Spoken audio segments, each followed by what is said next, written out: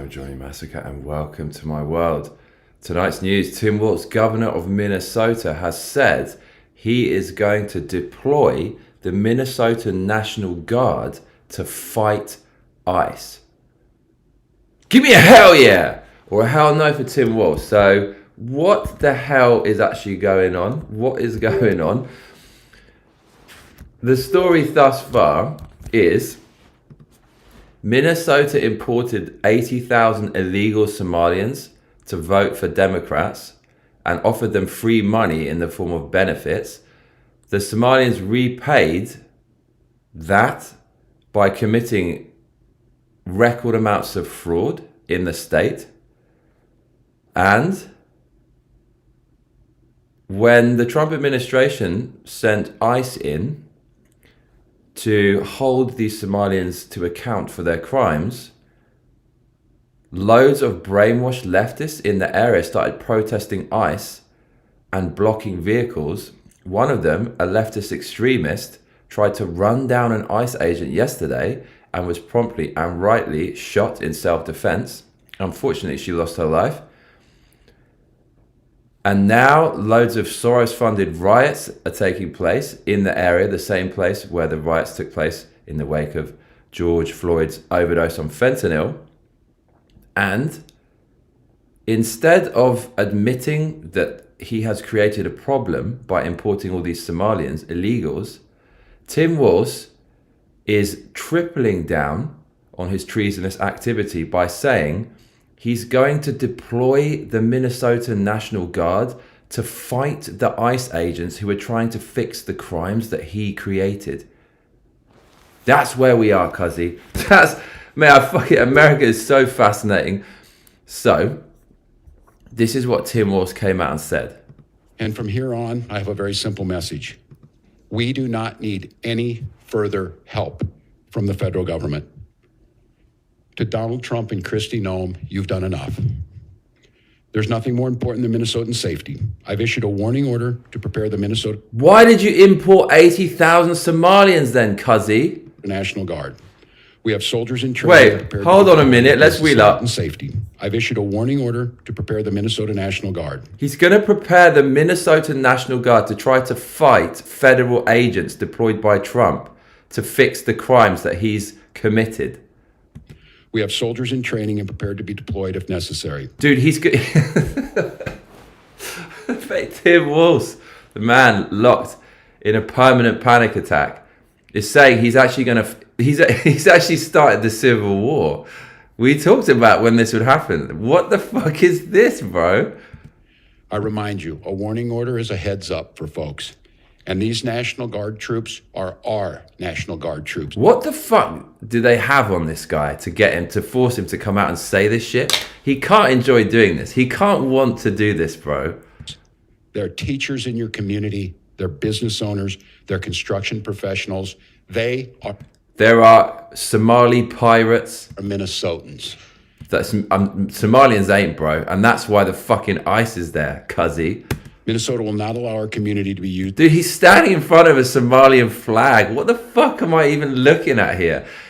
We are in a simulation. This is not fucking real. We're going to wake up any second now. Just as a prop in a national political fight. We will not take the bait. We will continue to update you, Minnesota, as we get more information. Bro, just kick out the criminals you imported to vote for you. You're also paying them with the Minnesotans' tax money. So, okay, that happened. That's actually happening. What the fuck is going on? He went on and he said something really, really ridiculous that Greg Price brought our attention to over on X that I would like to bring your attention to right now. Our history, when things look really bleak. I love how they've got an E-tard Ray dancing to the right of Tim Walz. Perfect for his woke state. Our history, when things looked really bleak, it was Minnesota's first that held that line for the nation on that July 3rd, 1863. And I think now we may be in that moment that the nation's looking to us to hold the line on democracy. He's actually saying that he actually wants there to be a civil war. He said that when when things looked bleak, it was Minnesota's first that held the line for the nation on July the 3rd, 1863. He's comparing this like historical war to a bunch of Somalians like hijacking his state that he willingly brought in. He's lost his goddamn mind. He's lost his goddamn mind. So there you go. That's the news today. Democrats will just do the opposite of whatever Donald Trump wants. Even if Donald Trump wants to remove illegal criminals from your society who are stealing your money to the tune of $20 billion plus, Democrats will defend it. They're dangerous. And let this be a message to you, my American friends, in the midterm. Do not vote for any Democrats, because all they're going to do, it's their number one policy, change my mind. All they're going to do is bring in more illegals into where you live that will use your services, your facilities, your hospitals, your schools. You're going to pay for them. They're all going to be 80% plus on benefits. Yes, I've seen the official government stats from America on Somalians. They're not going to work, and your cost of living is going to go up to support these people who will end up graping potentially your altar days. Be very, very careful when you vote for these people. They will do whatever it takes to protect illegals. They'll even threaten to start a civil war. Why would you vote for someone this toxic? You could, on the other hand, vote for someone who's not going to bring in any illegals and isn't going to create a civil war in your state. Absolutely crazy stuff. So I asked ChatGPT if Tim Walz can actually deploy soldiers to fight ICE and create the modern day civil war in America. And this is what ChatGPT said. Can Tim Walz do this? Yes, but only partially. As governor, Walz can deploy the Minnesota National Guard in state, Title 32 or state active duty for disaster response, civil unrest, law enforcement support within state authority. So when I first saw this news, I thought, okay, finally, some normality is coming back. Tim Walz is going to deploy the National Guard to stem the radical leftist Antifa unrest that's now spawning in the wake of this radical extremist trying to run over an ICE agent and being shot. But oh no, he wants to deploy the Guard to defend those violent people and defend the violent illegals.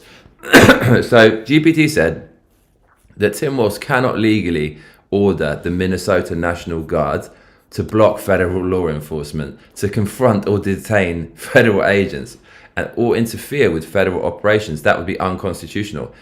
Is the National Guard federal or state? Both, according to ChatGPT. Depends on the status. State control is normal. Governor commands them. Federalized, Title 10. This is the Trumpster. President commands them. If a governor uses the Guard to obstruct federal law, then Donald Trump can federalize them instantly. So this is all just posturing from Democrats. Would Trump ICE allow this? No, says ChatGPT. Federal law, supremacy clause, means ICE outranks state interference. If Walz actually tried to deploy the Guard against ICE, the DOJ would step in. The courts would shut it down. The president can federalize the Guard. Walz gets humiliated legally.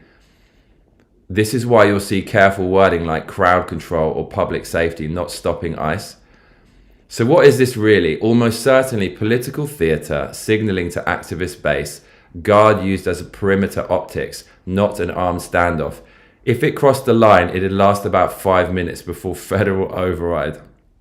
Bottom line, Walz cannot declare war on ICE. The National Guard is not above federal authority. Trump, or any president, wins this instantly if it escalates. This is posturing, not succession. There you go. So, absolutely ridiculous news coming out today. Democrats showing you their true colors, though. They want war, they want division, they want unrest. They create division, and then when you try to stop the division and crimes, they'll threaten to start a war in order to protect it. Wherever you have a Dem-run city, you have death, destruction, crime, illegals. Do not vote for these people in the midterms. I'm Johnny Massacre, and if you're just joining us, we're discussing Governor of Minnesota Tim Walz threatening to deploy troops to stop Trump's federal ICE agents. But if you have been watching from the beginning, then stop your grinning and drop your linen. Why not donate some cash and let us keep winning?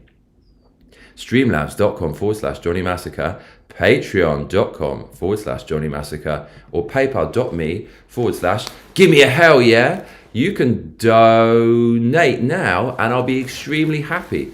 That donation goal will go up at the bottom, and I will have more money to bring you more of these shows and entertain you, because let's be honest, I am much more entertaining than Disney Plus or any of that scheisse. So please consider donating. When I make these videos, I don't get paid.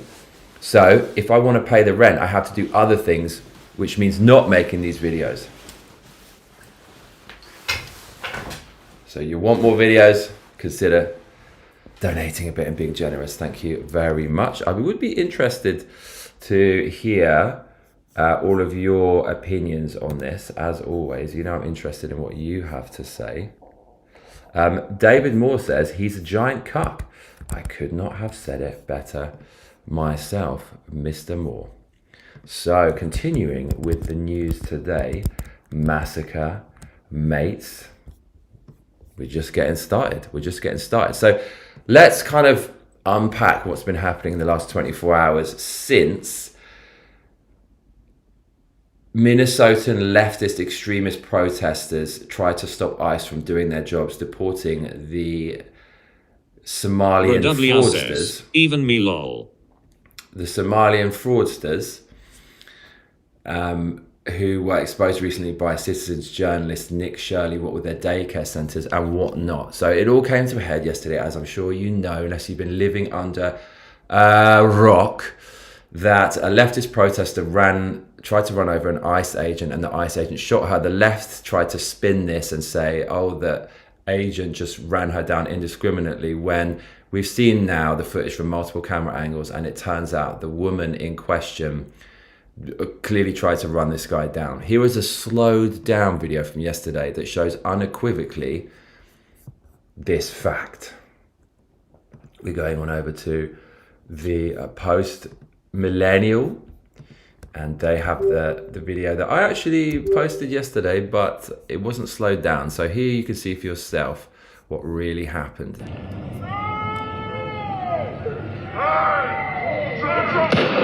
Okay, yeah. Okay, well, it's pretty obvious there that the woman tried to run him over and he acted in self-defense. I think that is unequivocal. Would you not say?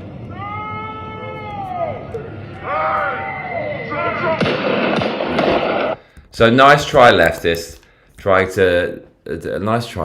Nice try. You can't justify your crimes.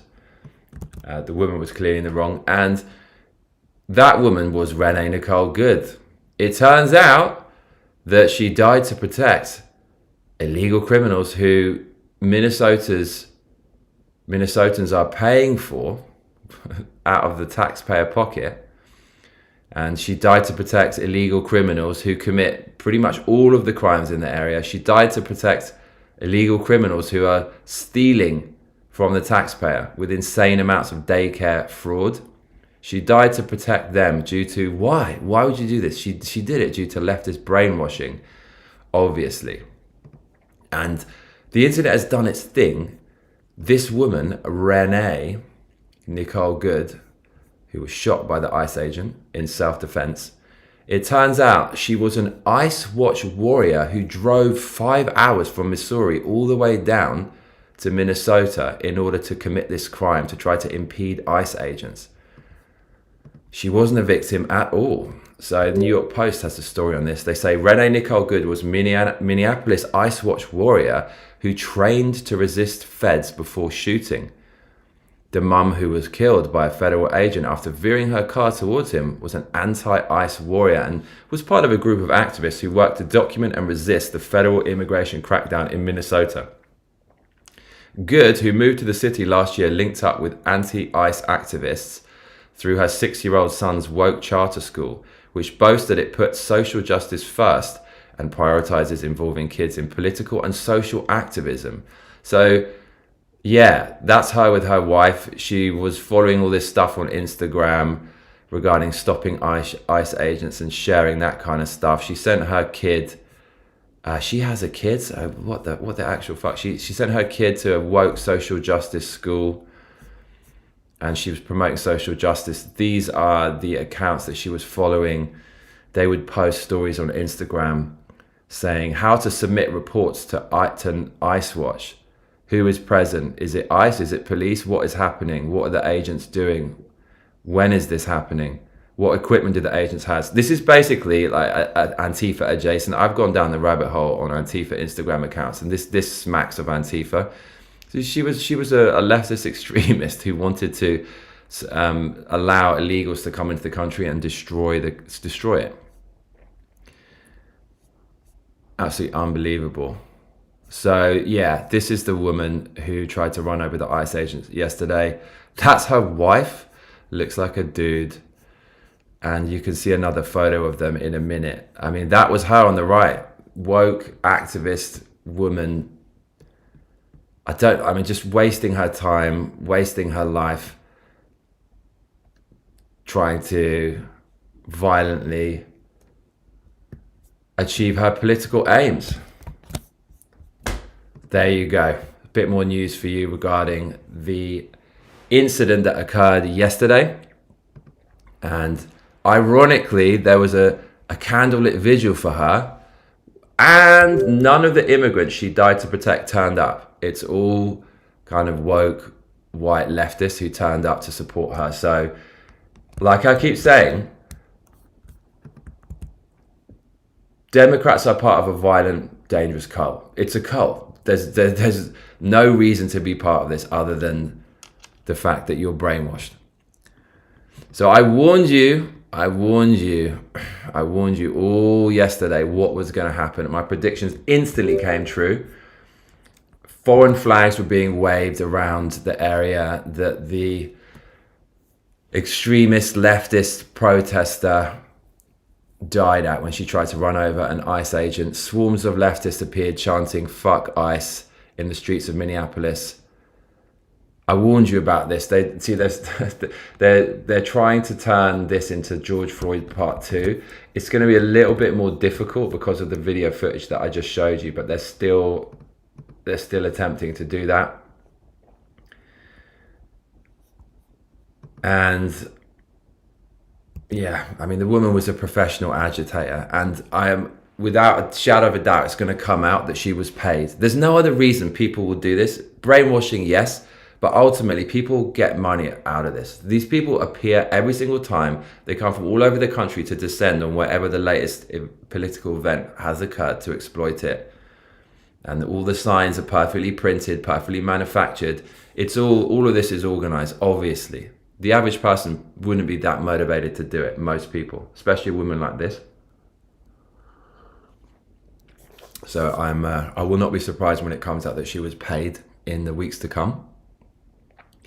And ironically, if she had successfully run over an ICE agent and the roles were reversed, you just know that her and all of her side would be celebrating. Like Luigi, when he shot that guy in cold blood with murder, all of the left were celebrating. When somebody dies who's against the causes, or who's not part of the leftist cult, the left celebrate and they love it. When one of their own dies who's committing a violent crime, they try to martyr them. And here's another hypothetical. If she had been murdered by an illegal immigrant, you would not have even fucking heard about it, and the left wouldn't care, because that doesn't suit their agenda, which is to bring in as many illegals as possible in order to create a permanent one-party state. Remember that, my friends. Do you remember when Charlie Kirk passed away? The left was celebrating, and now we have a horrible paid protester dying when an ICE agent killed her in self-defense, and they're all running to martyr her and make her into some kind of hero. With the left, it's all about power. That's all it is. It doesn't matter if they murder you, end your life, whatever. Violent, dangerous cult. That's what they are.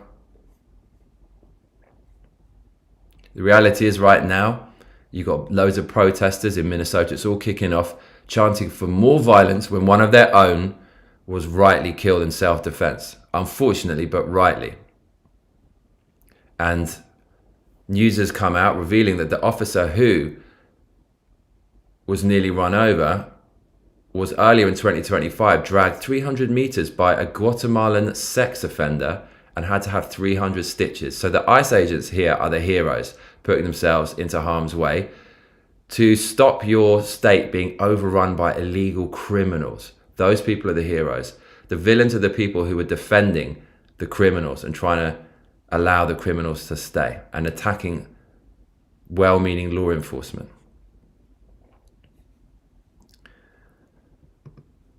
So Minnesota is just falling apart. It's just riddled with crime, and the corruption runs really, really deep. So you know Jacob Frey, the mayor of Minnesota, that absolute uck who's dancing with the Somalians and trying to curry favor with them to get their votes? Well, Elon Musk has drawn attention to the fact that his wife, Sarah Clark, worked for Hilden Advocacy and Law, who provided legal and lobbying representation to Feeding Our Future, which has been found guilty of $250 million food aid fraud. It's one big hydra. They all work together. It's really, really depressing how corrupt Minnesota is. So the mayor of Minnesota's wife, Sarah Clark, left this firm that lobbied for the Feeding Our Future fraud slush fund when the investigation into Feeding Our Future kicked off. She's also listed as a paid lobbyist on a Somalian museum owned by Osman Ali, and that museum's owner received 4.5 million months after the owner pled guilty to fraud. So the mayor of Minnesota's wife is involved financially with all these different fraudulent people and fraudulent bodies and fraudulent schemes. Clark left the Hilden firm, who are involved in this corruption, when investigations took off, and her exit was abrupt and without explanation, leaving many unanswered questions. At least 8 people named in the indictment donated $1,000, the maximum allowable contribution, to her husband's mayoral campaign. So all these people who are being indicted for fraud, who are getting money from the taxpayer, are giving it to the politicians so they can continue this this negative feedback cycle. How it works is this: you import illegal criminals from another country, you give them free money from the taxpayer, housing, clothes, food, all that kind of stuff permanently. Then they vote for you, and also they give money back to you by lobbying for you with the money that was given by the people that they're lobbying. This is what money laundering is. It's money laundering 101. Minnesota is just absolutely riddled with fraud and riddled with controversies, and it just seems to get worse and worse and worse. So the mayor of Minneapolis, apparently 3 of his appointees were federally indicted. Abdi Nur Salah, a former senior policy aide to then council member Abdi Wasame, moved up the city hall ranks into the role of Frey's senior policy aide. So the people who are dictating the mayor of Minnesota's political policy are the people that he's giving money to, who are then giving it back to him after they've laundered it through their charities and whatnot. It's all falling apart at the seams, and we have to start seeing arrests very, very soon. So various people that the mayor of Minnesota had advising his campaign were those people, various people working for the mayor of Minnesota, have been now indicted for fraud and were involved in his campaigns. Falling apart at the seams in Minnesota. And I expect things to get much, much, much, much, much worse.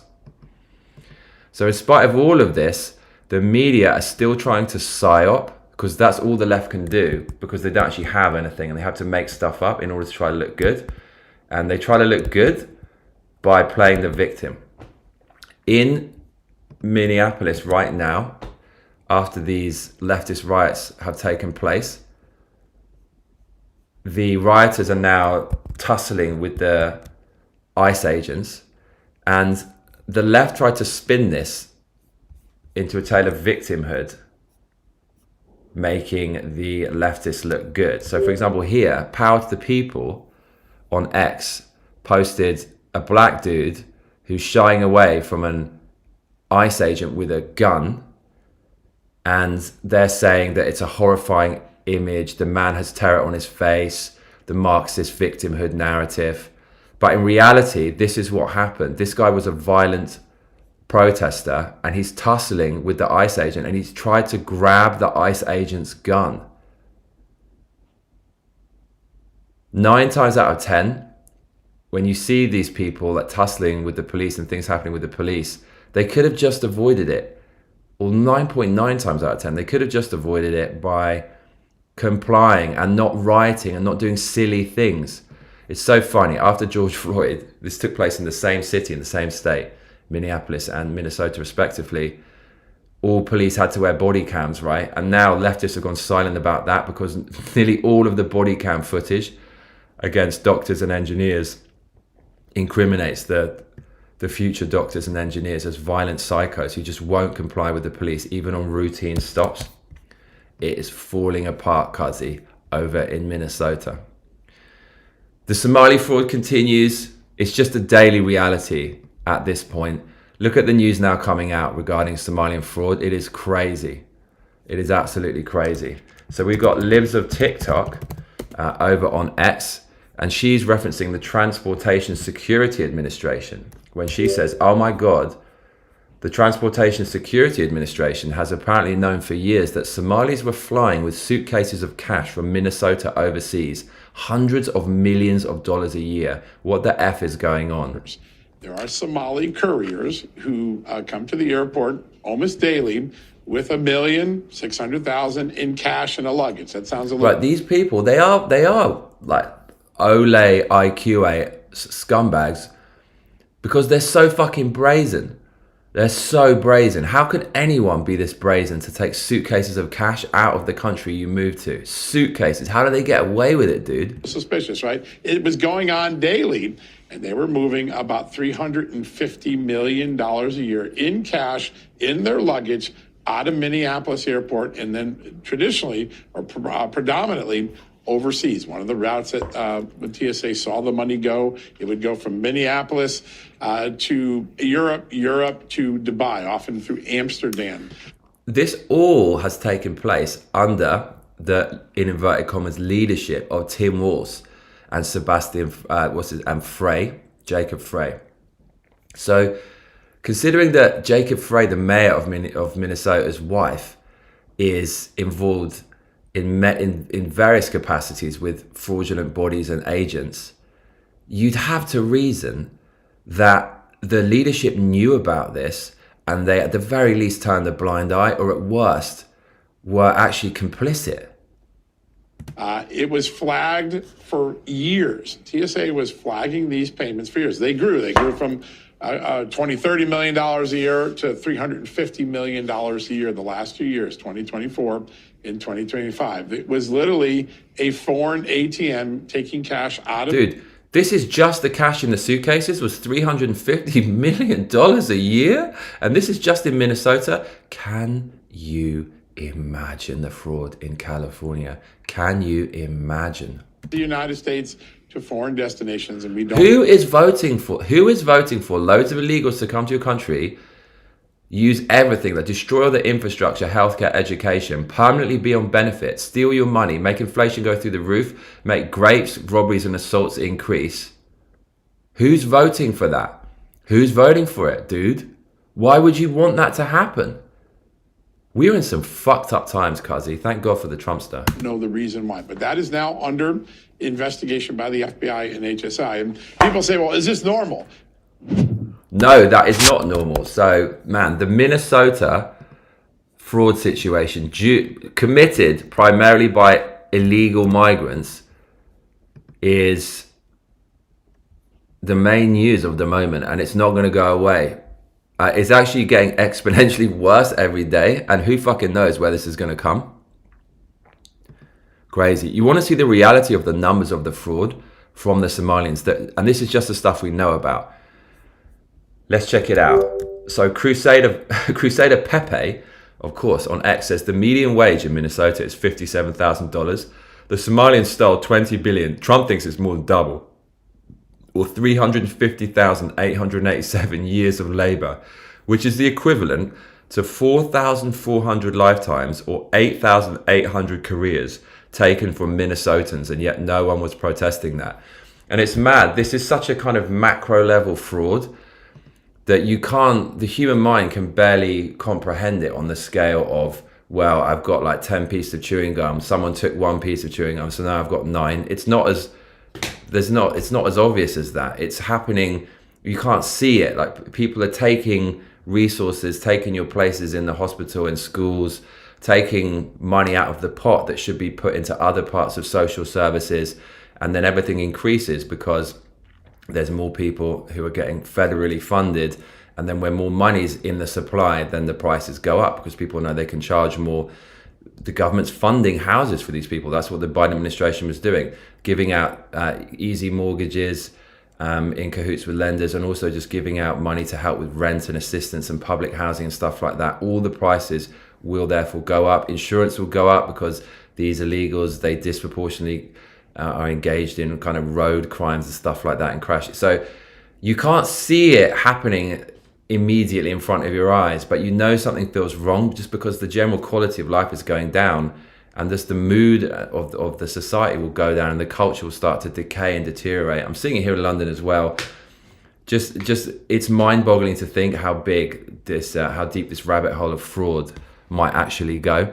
And lest I remind you, there's a very easy way to fix this. Deport all the people that you brought in, including the ones that you're claiming are legal but are not legal, because just because you gave them a magic piece of paper with temporary status does not mean that they're legal. You imported them in criminal fashion to get them to vote for you. Deport every single last person brought in over the last 10 years, especially from these war-torn it-hole-shay countries that can't produce anything other than a landmine. And house prices will go down. There'll be less demand for house prices. Insurance will go down for everything. Crime will go down. Quality of living will go up. Everything, literally all of this is fixed with deportations. And the only reason that seems extreme is because you've got used to it, like the boiling frog analogy, or the slippery slope kind of fallacy, where it's happening by degrees, and so you know it's bad, but you just get on with your life. You don't have time to focus on this every day. But after so much time, you've gone so far down the slope, you've gone a long way. So to fix that in a short space of time will seem extreme, but really the really extreme thing was the fact that it happened by degrees in the first place. Who's to blame for that? Democrats. In the UK, it's also people on the right. Welcome to the Uniparty. Right and left did this to the UK. So Scott Bessent is doing his best to stem the fraud. Every time I see this guy, he's the bearer of good news. Check out what Treasury Secretary Bessent is doing to combat the Minnesotan fraud. He, according to David Assman at Fox News on X, is stating that starting tomorrow, if you're on public assistance, Somalians, I'm looking at you can't wire money out of the country. So the Treasury is derailing the gravy train to Somalia. Man, this thank God for X, because if it wasn't for X, we probably wouldn't know about any of this. And this has to be at the center of the Trump campaign for 2026 midterms, Cuzzy Wuzzy. But nevertheless, ICE are undeterred, and they're following through with orders from the Trumpster, and they're doing their job. They're kicking ass over in Minnesota. So here is the latest footage of ICE combating the protesters. A protester threw an object at ICE, and apparently agents bolted after him like freaking linebackers and tackled him 75 yards away. It is pretty clear that DEI is not prevalent inside ICE because they can catch up with these radical leftist fools who are protesting in order to keep illegals inside their state and cities. So they're going to continue doing their job, and the Trumpster is a man of his word, and I think they're going to see it through. Tim Walz and Frey keep on crying. Unfortunately, the collateral of this is that kids can't go to school. Whose fault is that? It's the illegals' fault and the radical leftists who are rioting to protect the illegals. Yeah, so as I said, everywhere leftists go, you see crime, destruction, and fail. And you're seeing this in Minneapolis schools who are cancelling mandatory in-person classes, according to Eric Doherty on X. And so they'll be offering virtual learning until February the 12th. It's like a third world country, and it's dangerous to leave your houses because of leftists. Thank you very much, Governor Walz and Mayor Frey. But this is the crazy thing. The fraud in Minnesota is basically the tip of the iceberg. Now citizens journalists, inspired by Nick Shirley, all over America are doing investigative journalism of their own. So we're moving on over now to Cleveland Avenue in Columbus. And apparently there's a daycare legitimately on every other block. Hundreds of daycares right next to each other. Super legit, everyone. Look at this. There's a daycare every fucking $3. So here's a daycare that looks legitimate. There's a daycare. But we should be pointing it out. Yeah, so there's one daycare. But then over here, there's another daycare. And then we're going to keep going down here and just watch this. It's going to be incredible. I mean, this is something that we're amazed by this. And it's all illegals using the daycare. People today are not having kids because they don't have enough money because of governments mismanaging other people's money. And everyone knows that if you want people to have kids again, you have to give the citizens more financial leverage. And one way to do that is to subsidize daycare centers and childcare. Every single native person I know in London or in America says it's nearly impossible to pay for childcare. The ones that do say, and they earn pretty well, husband and wife working, they say they can barely afford it. And imagine the difference that it would make if they had the healthcare properly subsidized. It seems like the only healthcare subsidization is going to illegal Ole IQA migrant maids who are, surprise, surprise, reproducing at adequate rates to enhance the overall population, but not with the kind of people you'd want for your country. That is very common across Columbus. And this is how you know that this is all bullshit. How many kids are in frickin' Columbus, Ohio? I mean, that's the question, really. I mean, it's daycare program. Oh yeah, I'm sure. So I mean, it's everywhere. It's every other building is a freaking daycare. There's one over here to the left. Daycare. They're everywhere. I mean, how many do you need? How many children are there? Here's one. Big Love Learning Center. Big Love Learning Center. How many native white American kids are there in these daycares? I bet you it's zero. Yeah, they're big. Senior home care, so you can bring your old folks here too. Oh, this one looks nice. Hey, that looks wonderful. The LaDonna Learning Center. Yeah, that sounds very American. They're every freaking block, dude. I mean, how many do you possibly need? Oh, dude, I'm going to open a fucking daycare center. I've been doing this all fucking wrong, cuzzy. You've got some Ole IQ Somalian anchorway who's earning like fucking hundreds of thousands of dollars every year sitting on their ass, while the rest of us are working our fucking asses off and giving them the money, and we can't have children. And then the more children they have to replace us, the more money they get. Bro, there's no conspiracy. This is all organic. This one looks wonderful. This one I think might be going through a little reno. Yeah, a little bit. Looks like. Nope, the lights are on. Kids are in there. Yeah, daycare. Was that a daycare over there? No, that's a HD plus. I'm not sure what that is. Learning center. Bro, I'm in the wrong business. We got a special surprise for you. Because it goes daycare, adult daycare, strip club. Bro, come on now. This is a scam. You really cannot. Not even if you try. Operation Somali Buckeye is in full force. Bro, you cannot be fucking serious. Okay, so yeah. Stay tuned, everyone, because this is going to get fucking insane. We've now got... Once the people get involved on X, citizens, journalists get active, it's fucking game over. So I think this is the tip of the iceberg, and I'm so happy to see this. You know, the best, the best remedies, the best sunlight's the best disinfectant. Let's fucking go. I'll be running with this news story for a while. I expect it to get much crazier. Expect Tim Walz to go down fighting to protect his his freedom of movement, because he basically belongs in jail. Absolutely fucking mad news cycle. Outgoing governor of Minnesota, Tim Walz, is threatening to deploy soldiers to fight ICE agents. All the while, the woman who really represents the peak of all of this corruption in Minnesota, who was trying to stop people finding out about the Somalian fraud enabled by people like Tim Walz, who was shot in self-defense. She tried to run over the people, exposing everything.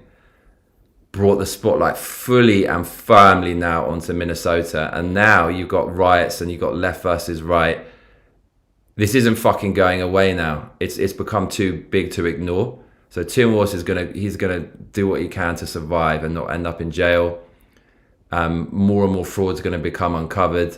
You're going to see other types of frauds, such as like ballot harvesting and like illegal voting and voting on behalf of others and mail-in ballots and all kinds of fucking things. It's all linked together. It's going to get fucking mad in Minnesota, and you're going to see it in other states as well. Really, we want to pull back the rock on California and look at all those ants like scuttling away when the truth of sunlight is shone upon them, because California has to be the absolute biggest fraud ever. The most money's in California. They're the biggest, they have the biggest sanctuary cities. They're the most pro-immigration, no voter ID. They are ground zero for the Democrat plan to import illegal voters who always vote for them and socialism and the money they get to do that. I fucking want this to happen in California so badly, cuzzy. Can you fucking imagine what's going on over there? It's amazing times. We could blackpill, but fuck, thank God we got the internet and things like X to share and talk about this stuff. Amazing news today. Amazing news. And there you go. BrWR says, I sent you a really clear angle. BrWR says, trying hard to avoid the shadow realm lol. Thirdisplee Sedbaja says, I'd like to deport the white liberals with them, they can go to Somalia too lol bye bye. BrWR says, it gets darker. It's man who a fiking tray. BrWR says, hey Vic. Thirdisplee Sedbaja says, hi yo Brad, yeah that wouldn't surprise me, these PPL are sick and evil SMH. They are. So I see a bunch of new people in the comments, which is really strange. If you're here, you must have done something bad, or at the very least sacrificed a goat upon a pentagram-shaped altar, because not many people make it into the shadow realm. We're so shadow banned for years. We've been talking about this kind of stuff. But I see Juan Crump in the comments. Please make sure to subscribe if you're new here, who says, our military does not follow illegal orders. The National Guard is still part of the US military. Thank you. Exactly. Very well said. We've got Herbert Williams, 1608, who says, what country were you born in? Does your voice have an Oklahoma accent? How long have you lived there? I was born in London, cuzzy. And I don't think I have an Oklahoma accent, although that wouldn't be a bad thing, because I do love America. And how long have you lived here? I lived in London. I'm 42, nearly 43 years old. I lived in London until I was 25. I moved to Tokyo for nearly 2 years, came back when I was 27. And then stayed in London until I was 29, went back to Tokyo when I was 29, and I've been there ever since. So I've now been in Tokyo since 2010.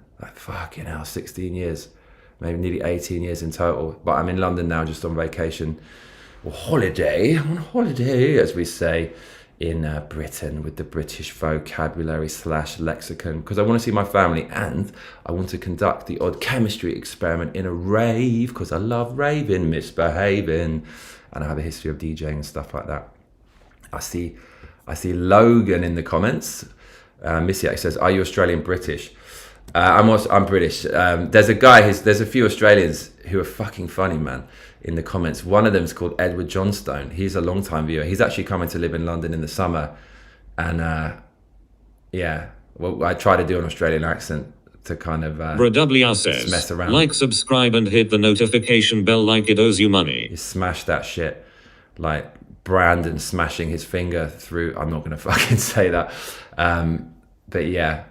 My Australian accent's really bad. Crikey, mate. Oh, mate. What a ripper, mate. What a ripper. Crikey. My time is not your game, not your time, says Columbus is a pretty rough town, is it? Rodney Miller in the comments. Hello, Rodney San. Says, let's go, Brandon. Let's go, Brandon. So let's go, Brandon. I've got the perfect bracelet for you, Cuzzy. I got double of that, double bubble. We got the Trumpster as well there. So yeah, make sure to like and subscribe, everyone, if you want just some libertarian news. This is the place to be. I don't really read that many other takes on it because I already have my own take when I see something. And WR says, his usual streaming room is a lot cooler. I think this is, in a weird sort of way, is the best one because it's all neutral. But the other thing is, I want to ask people, where have you found this stream from? Someone definitely posted it somewhere, or I actually dropped a link to it on X, but X doesn't like it if you drop a link from another platform. I would usually stream it on X, but because I'm in my mum's house right now visiting on holiday, the internet's too slow to stream through multiple pipelines. So I'm not streaming live on X. But anyways, it is what it is. So we are going to go on now to a cheeky live stream where I'm going to give you a review of the movie Conan from 1982. I watched that movie yesterday with my brother and my new sister-in-law, and I have opinions about it. By the way, we've had 921 views. What the actual fuck? That never happens. Dude, you know what happened? The doors to the Shadow Realm like creaked open a little bit, and like 900 people got in and then they clamped shut. I don't know what happened, but we've got 76 concurrent viewers. Listen, if there's 76 of you, there's got to be a few, at least 2 or 3 people who are severely intoxicated. In which case, make sure to type this link into your browser, https://streamlabs.com/Johnny Massacre. That's JOHNNYMASSACRE, and consider donating because, well, it would make me very, very happy.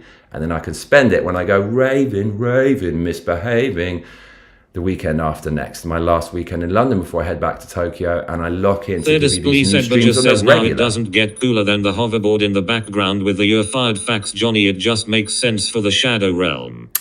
I think in a perverse sort of way, this bare bones white background is the best, by far and away the best. Or do you, my eyelid is healing a little bit, which is quite nice. I think the surgeon did quite a good job. I think it's a little bit higher than the other eyebrow. But anyways, enough about me. Let's talk about, well, the thing is, I can't really end the stream now because we got 77 concurrent viewers. Okay, so we'll just stay here. We'll stay here. So I'm going to give you my review of Conan the Barbarian, or just my reaction, because I watched it yesterday with my brother. So I was around my brother's house, haven't seen him in a year. Went to the restroom, and for some reason in there, I decided we should watch Conan the Barbarian. So this film, where to start with this film? Let me give you the story in a nutshell. So it's a fantasy movie, and it's similar to the kind of Greek legends, but the Greek legends are focused more on gods and heroes and kind of tragedy. This is similar. There's gods in it and there's heroes, but it's centered around a mercenary, if you will. So barbarians are looked down upon by society. They're kind of lone wolves and cynical, and they do things for themselves. But there's definite kind of parallels in this film with westerns. It felt a little bit like a western with swords, because like in the spaghetti western movies directed by Sergio Leone, you've got a very cynical mercenary anti-hero, and you think he's in it all for himself. And I thank you so much, Brad. You can also donate too, by the way, if you're enjoying the stream. And even though Clint Eastwood, the man with no name, was out for himself, he does actually develop an ethical framework by the end of the movie, and he'll risk his own life to set someone free or help someone. And very much the same thing happens in Conan. This is a Reagan-era film, and it really is about that amazing, rugged individualism that communist scumbag cockroach Mamdani talked about and disparaged when he was sworn in as the mayor of New York City but a few days ago. And it's about one man not following the rules, going his own way, kicking ass, like getting the babes, and transforming and growing and developing. That's what the film's about. They do not make films like this anymore. So the film is about 2 hours long or a little bit more. And there's a lot of vistas, sweeping, beautiful vistas, kind of fields with flowers and mountains and stuff. And the score is amazing in Conan. It's well known as one of the best fantasy scores. And while I'm under the impression that it didn't essentially invent the genre, there were things before it, such as Jason and the Argonauts and other fantasy movies. Those movies were more kind of romanticized in their orchestral score. But this film has more tribal elements and drums, and I think it evolved the fantasy soundtrack and really solidified it moving into the modern era. This is much more epic and warlike and kind of tribal. So the sound is really great, and many people compare it to a Wagnerian opera because there's certain themes and battles in it that are quite similar, and it does have this operatic feeling to it. And at the very, very least, the film is really nice to look at, and there's a lot of great music. So it's almost like watching some beautiful scenery on YouTube with a nice soundtrack. So it's constantly kind of, although not intensely, but constantly stimulating on a kind of base level that will keep your interest throughout the film. And they just don't make them like this anymore. I think even at the time, this film was mildly controversial because the main character just shags every female he comes into contact with. But I mean, this is just a manifestation of the male psyche. Men like hot women. Arnold is ripped and he's an alpha in this film, so he's just going to shag a lot of hot women. I think this film was partly a backlash to the feminist movement by giving a middle finger to them, because they did come to prominence, right? Especially coming into the late 70s. And this film is a bit of a middle finger to that. And it's about the male experience, essentially. I like the storytelling in the film because it's very visual. It doesn't require a lot of dialogue, and that certainly is a good thing, because we all know Arnold Schwarzenegger isn't famed for his eloquence and the way that he speaks. However, let's not take anything away from Arnold Schwarzenegger, because this is the film where he started to find, in inverted commas, his acting chops, to use a kind of quaint British cliche. Previous to this, we had things like Hercules in New York, where you could barely understand what he's saying. Fine chariot, but very horses. But this film, his English has improved, and there are certain parts, especially when he's getting into character, where he actually sells what's going on. That said, there are other parts which are just absolutely ridiculous, but in a perverse sort of way, make the film even better, because it's just so endearing in the way that only Arnold can be. His accent's ridiculous, but the fact he has so much self-belief and confidence, he just charms you in what he says. My favorite, maybe there's 3 quotes in this which are really fucking great. Number 1, crush your enemies, see them driven before you, and hear the lamentation of the women. Number 2, grant me revenge, which is fucking excellent. And number 3, which is my favorite, but the most obtuse and esoteric, is, I remember days like this. My father used to take us into the forest where we used to eat wild blueberries. It's so good. So there's a few juicy quotes in this. And the story is set really well. It's a typical archetypal story. So Conan's parents are murdered when he's a child, and the village is sacked by the antagonist, who is played literally by the guy who was the voice of Darth Vader. Yes, James Earl Jones is the antagonist in this movie. And Arnold's parents are killed, the village is sacked, and all of the children are abducted. I find this quite interesting because it gives the antagonist some kind of emotional depths. And as Alexander Solzhenitsyn said in the defining work that brought down communism, known as the Gulag Archipelago, and I'm slightly paraphrasing here, the fine line between evil, good and evil, cuts through the hearts of every man. So even the antagonists, they won't go as far as to murder the children. I found that gave them a bit of depth and made it grounded and everything a bit more believable. It just made the bad guys more interesting. So they take the children to this mill. It's called the Wheel of Doom or something, the Wheel of Pain, I think. It's a mill. And there's this very clever montage where Arnold's milling, pushing this wheel as a kid, and he's growing stronger and stronger, and the camera's on the legs. They're getting more and more roided and ripped. And in this film, he's nearly fresh off the universe competitions, Mr. Universe, so he's absolutely ripped, and the whole film, it orbits around this guy's body. Like, that's the locus of where everything kind of comes, aside from like the base storyline, which came from some classic books and stuff. So Arnold becomes ripped on this mill, and because he's done well and he's committed to the mill of pain for like 20 fucking years, they set him free. One of his captors is benevolent and sets him free, and he runs away. And then you've already had the inciting incident that Joseph Campbell talked about in The Hero with 1,000 Faces, which is the book that George Lucas read and based Star Wars off. And so he's crossed the threshold with the inciting incident, which is the murder of his family. Against his will, he's thrust into this journey, and there's no way back. And then as fate would have it, he finds a tomb with an old kind of crusted skeleton of a king, and finds this sword. And so he goes out on a quest to avenge his family's death. And then he starts banging this hot babe. So suspect, so many red flags. She comes to the door of her hut. She's all looking sexy as hell. And she invites him in for a shag.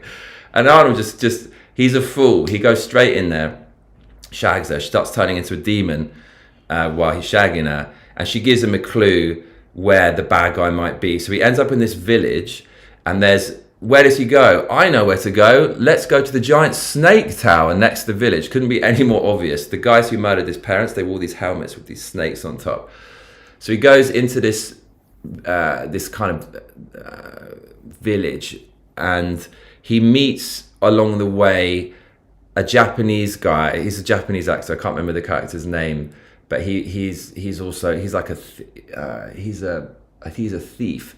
And then he meets a brigand in this village, this female brigand. She's kind of fit, she's kind of muscular and cool. And they all decide to go and raid this snake tower. Goes in there, and the antagonist who killed his parents, Darth Vader, James Earl Jones, is in there. He beheads a massive snake and nicks this big jewel, takes the spoils, goes out. The king of the principality or the village or whatever it is finds out about Arnold and his team of rogues, and he brings them before him. And you think, right, they're done for here. But actually the king says, look, Darth Vader, the medieval Darth Vader, James Earl Jones, has stabbed my daughter with this enchanted snake knife, and now she is enthralled to the Snake King, and I want my daughter back. So considering you rocked up into the snake tower, cuzzy, and nicked all the jewels, no problem. Here, have as many jewels as you want. Go and get my daughter back from the medieval Darth Vader, the Snake Man, Mr. Doom. His surname is literally Doom in this. So Arnold, being the barbarian, and this is what makes his character quite endearing, he does what you and I would do, cuzzy. We're not going to go out on a moral quest to help the king. We're going to enjoy the spoils of war. So he's getting pissed with the new blonde brigand bird who's really fit, who I love. Was she in any other movies? And she tries to nick, he's been drinking too much mead, of course, and she tries to nick his jewels while he's asleep. And Arnold, he basically cucks himself. He wakes up, instead of putting the woman in his place like Sean Connery circa late 70s, he goes, ha, and he starts laughing. And he gives her the jewel that she was trying to steal, puts it around her neck. They're kind of descending into this hedonistic lifestyle, which has no growth, and it ultimately leads to stagnation.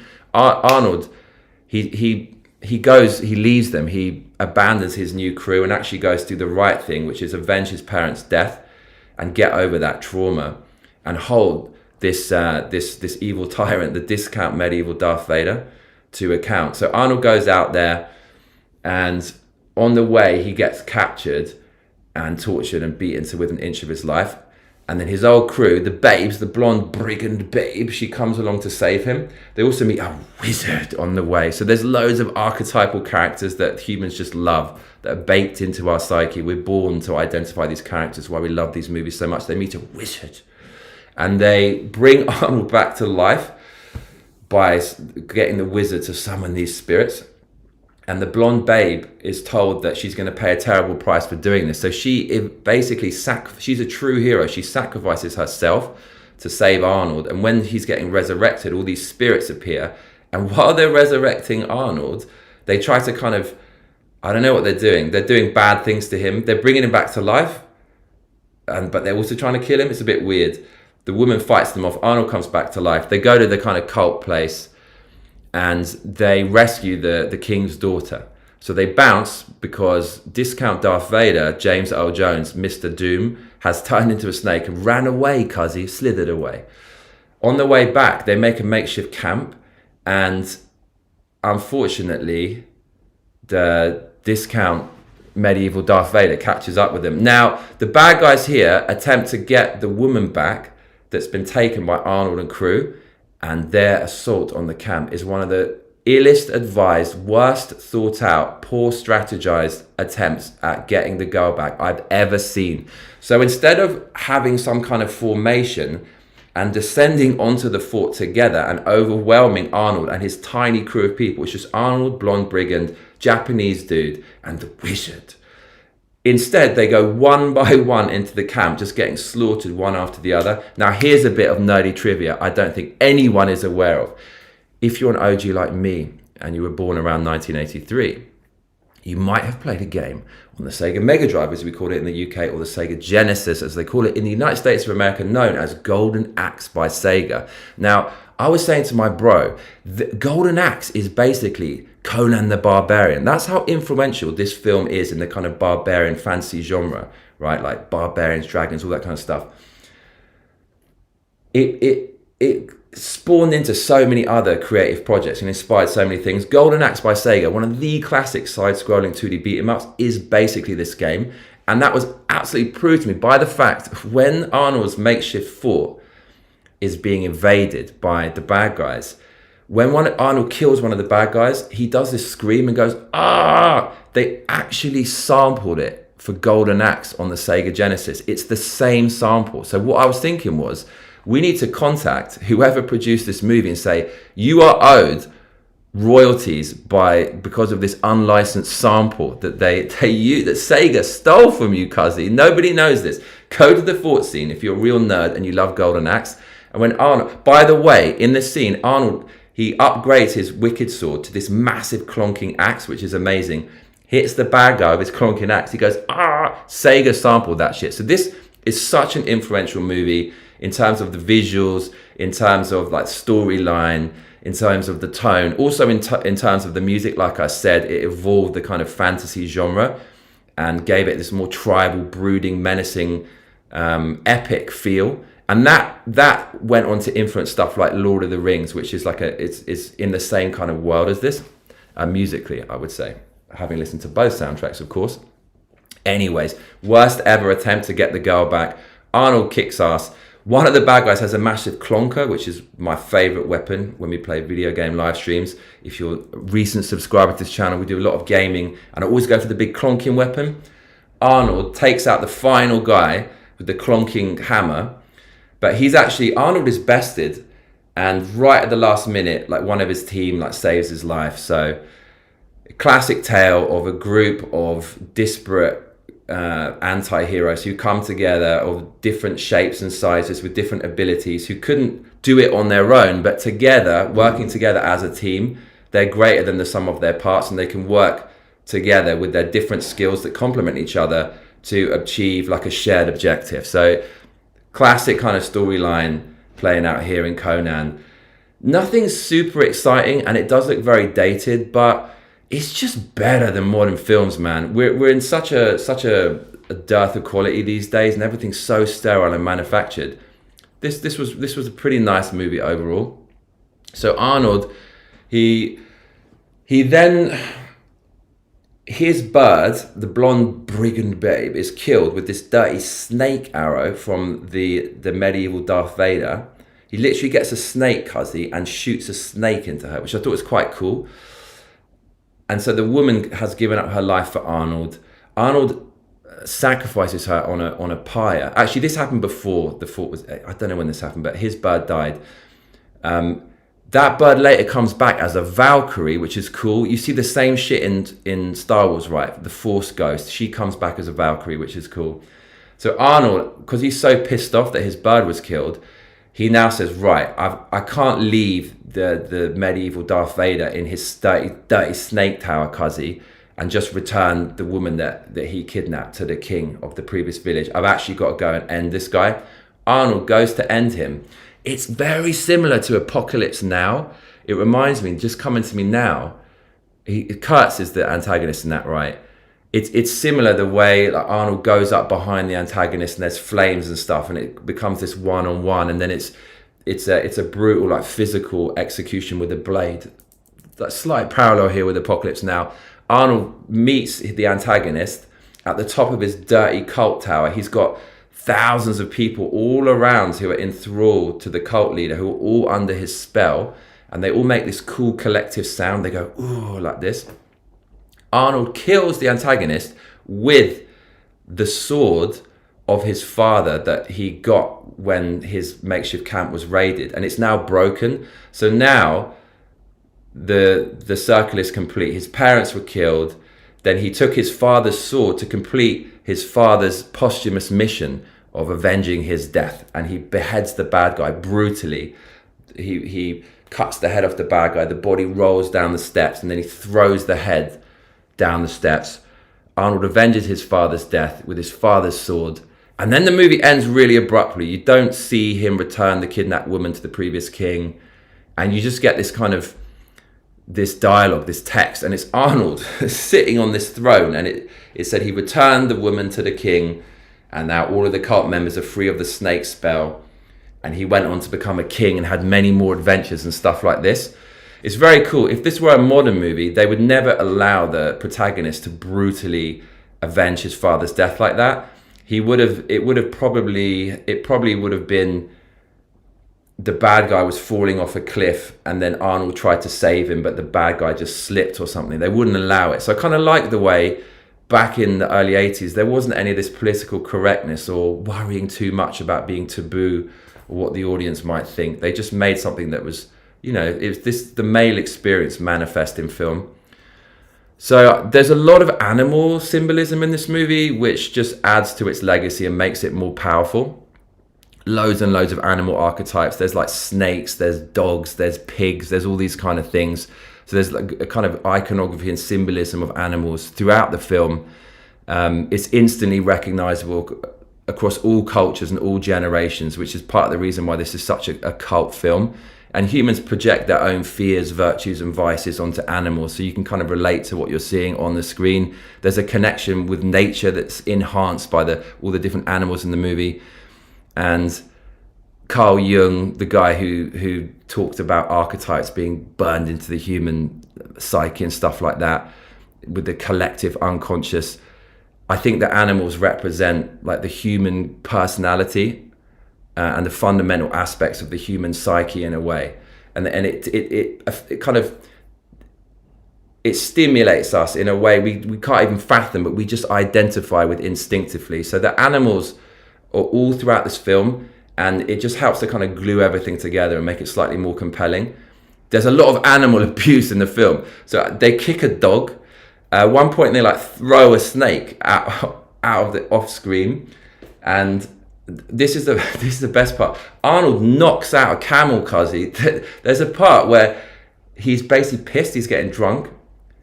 And again, they wouldn't do this in a modern film, but the main character is flawed. He's a barbarian. He is what he is, and he's getting drunk. He's celebrating with his bird. He's smashed off the mead, and he goes out.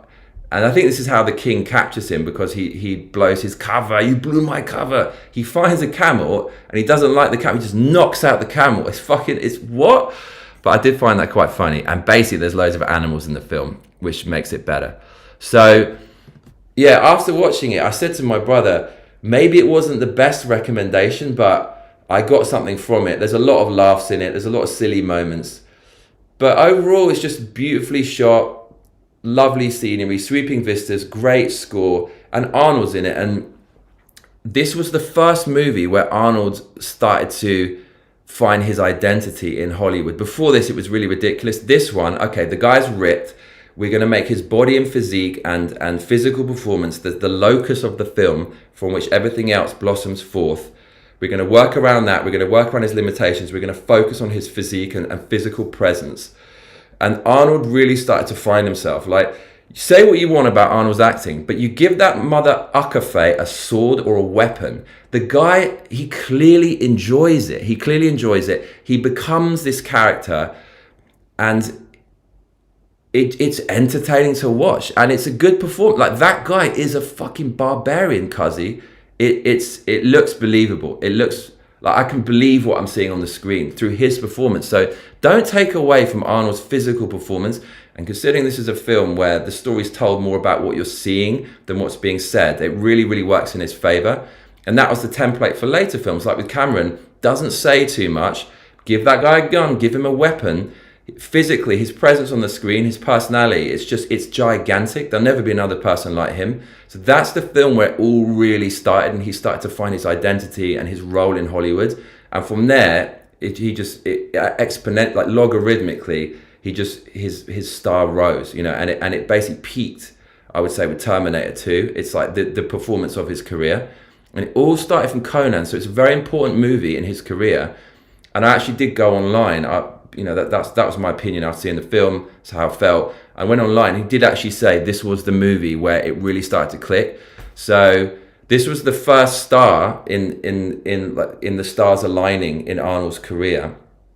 It's kind of interesting. So if you don't have anything to do and you're at a bit of a loose end, you want to be entertained, you want to watch a movie, and you're not demanding to be blown away or anything, but just want something kind of entertaining and kind of interesting, I would say check out Conan and watch it with a friend as well, because there's a lot of jokes to be had of Arnold's dialogue and the kind of antiquated things that you're seeing in the movie. So there you go. I watched Conan. That's how I feel about it. And I had much more to say about it than I thought I would. It's one of those things, a few days later, it kind of beds in, and all these archetypal things that hit you on levels you might not understand, like the animal iconography and the hero's journey and all that kind of stuff. It's doing something for me, man. It's doing something for me, and it resonates, and it's staying with me after I saw it. So it's pretty decent. If I had to rate it, it's a hard film to rate. What do I have to compare this to? Modern movies are so different to this. Out of 10, I'll give it a 7, man. I'll give it a solid 7. It's not a bad film at all. Conan the Barbarian. So I hope you enjoyed that. I'm going to clip that and release that as a separate video later. And I hope you like it. So somehow this video has gone viral. We got 40 concurrent viewers and 1,586 views. So when I saw this video had a lot of views, I thought, okay, I'm just going to keep going and give you a fucking Conan review while I've got your attention, because the Shadow Realm gates are going to shut and you're never going to see me again, cuzzy. As I said, if you found this stream, I don't know what you've done, but hardly anyone does. So, okay, let's hear what you're saying in the comments. And if you do like and subscribe, you can get text-to-speech, and you can talk with other like-minded Massacre mates about fun things and retro games and movies and politics. And it's just a place where libertarians can come together who want to be free, who want to be left the hell alone and just want good stuff. That's all, cuzzy. BrWR says, and join the Discord. Slub69 says, shut it, you tart. BrWR says, welcome. Chris the Campbell says, what movie is this? Thirdisplay said Badger says discount Darth Vader. James Earl Jones did the voice for Darth Vader, Johnny lol. Chris the Campbell says, I used to have a Mega Drive. Mostly played Street Fighter on it. BrWR says, it's turbo time. Slub69 says it's a classic. Defo not a film for kids. Chris the Campbell says, but how did he get aeroid stays in that medieval village? Slub69 says the second film was awful. Slub69 says I'd say Predator is his best film. BrWR says, instead we get a Star Wars trilogy and no one lost a limb and Luke drinking blue alien milkshakes. Don't get me started there. So yeah, so I basically cancelled myself and destroyed my life, spending the last 6 years building up a platform on YouTube where so other people can use the platform to talk and communicate and get things off their chest and find like-minded people in a like well-meaning kind of community. So I made this platform. You're welcome to take part in it if you're new here. Please like and subscribe, tell some friends and stuff like that. Obviously, I'd appreciate it. Predator's tip top. Everyone I know who's seen Predator, they give you that nod, like, yeah, Predator's fucking good. Predator's amazing. Soundtrack's amazing. Really shot in the jungle, proper visceral. You can see the actors reacting to the environment and the weather and stuff. Very simple storyline. Predator's cool. Like, monster design, so good. And like his gear was so inspired. That just lives on for generations. Like the gun he's got, the automated gun that shoots the little star thing, fucking cool. And that film at the end, the gearing up is so good when he's making the arrows and like covering himself in mud, and he picks up the flame and he goes, so come and get me, Predator. That last scene is just inspired. I just have goosebumps thinking about it. It's so good. I love Commando as well. Terminator 2 is just the greatest. I mean, that's top 5 movies of all time. I don't give a fuck what anybody says of any genre. It's up there. But I just love all Arnold movies. Even the bad ones, I like all of them. Even like Red Sonja, Red Heat. They're just so bad, they're so good. You found me on the doom scroll. So what were you searching for, Return of the Luddites? Chris the Campbell says, when we rented Predator on VCR back in the day, I watched it 3 times before returning it. Yeah, man. Such a great... Arnold has been in a lot of top movies, man. Terminator 2, Predator. Come on, man. Commando is so good. It's so good. It's so good on so many levels. Like, everyone... How can you not enjoy that movie? It's brilliant, man. Total Recall is cool as well. That's a really cool film. Yeah, man. And then James Cameron, dovetailing to that, Avatar 3 dropped. And I didn't even know it had come out. It came out about 2 weeks ago. A week ago. Poll for next game. Okay. Well, since there's 30 people watching, should we do a poll? But I mean, we're playing Holy Diver. That's what we're supposed to do next. Should we do a poll? Okay, let's do a poll since we got 30 people watching. Okay, let's start a poll. What video game should we play now? Okay. Holy Diver. Hardest NES game ever. Blade Runner. Point and click. The thing is, we can't really do this now, can we? Let's just start a poll. Okay, I started a poll. Chris Campbell says, the comedies like Kindergarten Cop and Twins were surprisingly good too. Yeah, but I love Kindergarten Cop because it's just so bad. But like, there's some parts of that film where you just think, if Arnold wasn't in this would be the worst thing ever. Remember the part where he's driving some woman somewhere and she gets sick, and that's the whole kind of surprise of the film and reason he becomes the kindergarten cop. It's because the woman who's supposed to do it got sick, so he had to fill in, and he's driving her, and they got some really silly music over it. It was not, yeah. But what is it? He's like, bring your toys back to the carpet. Bring it back to the carpet. Bring it back. Love it, dude. Love it. It's like coming it's like being with a woman and coming. I'm coming at home. I'm coming on the stage. I'm coming in the gym. It's like coming. It's like being with a woman and coming.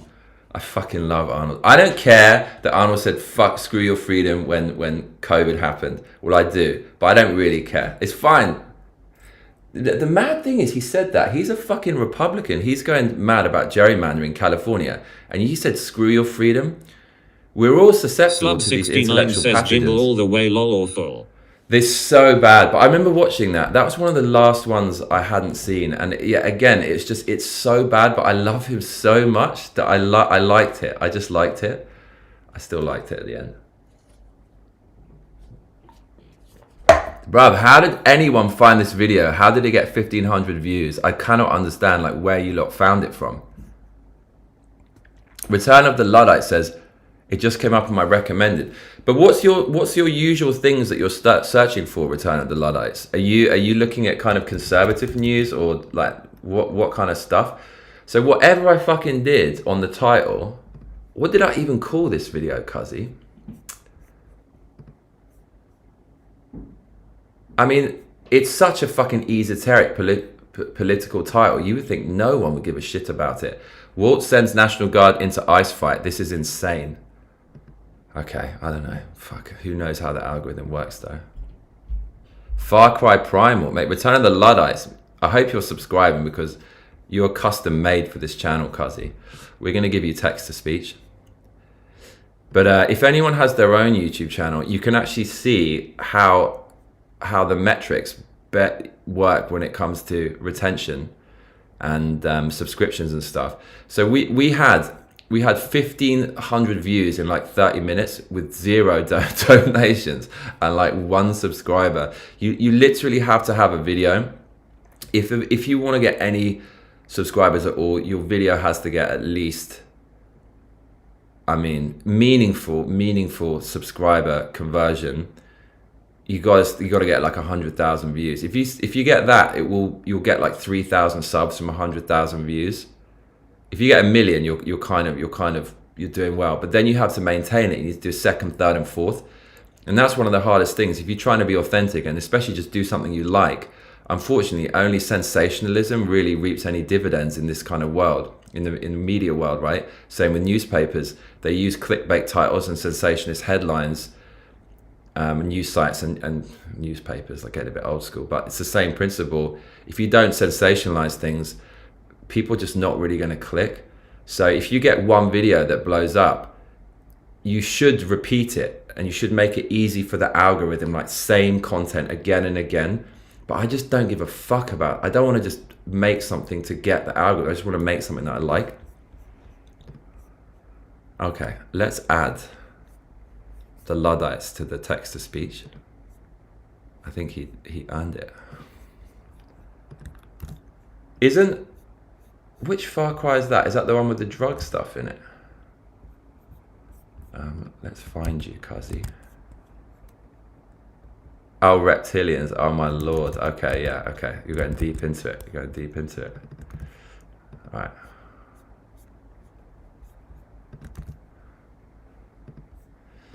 He's going to talk about reptilians.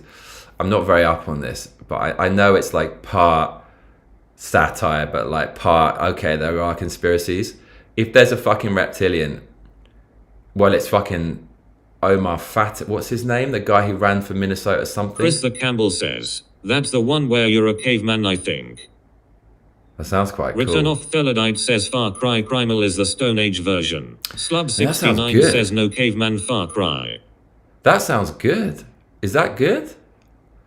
Mate, we need like a modern AAA Souls-like where you're a caveman, right?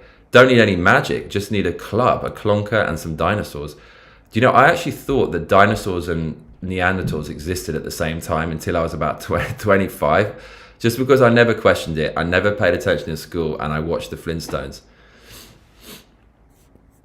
It's a shame that humans and dinosaurs didn't coexist, although, like, devout Christians believe they did, didn't they? I'm not sure.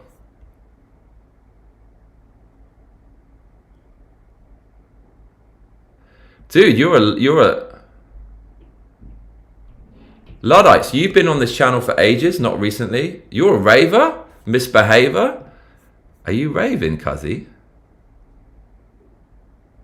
Wow. Okay. Bruv, we got 1,700 views. I don't know what's going on. Felodite says most Far Cry are 10/10. Slub69 says 65 meters time diff lol. Huh? Oh yeah, 65 million time difference between the first humans and dinosaurs. Can you imagine how good it would have been if dinosaurs and humans, well, they wouldn't exist because dinosaurs would just kick their asses, but imagine like having to fucking take out, man, we just need a Souls-like game. What we need is a Neanderthal finding a wormhole back to the dinosaur era, and, well, I don't know, like a whole fucking village of Neanderthals goes into the dinosaur era, and then they have to somehow survive and spread the population. Imagine going out hunting a rogues gallery of dinosaurs. Start out with like a really like small plant-eating one. Then You upgrade to it. It's still an herbivore, but like a bigger, more aggro one, right? It's a wild beast. It's gonna fuck you up like a stegosaurus. Written off Felidite says yes, been in the scene since 90s. I played in London with Radioactive Man before Christmas.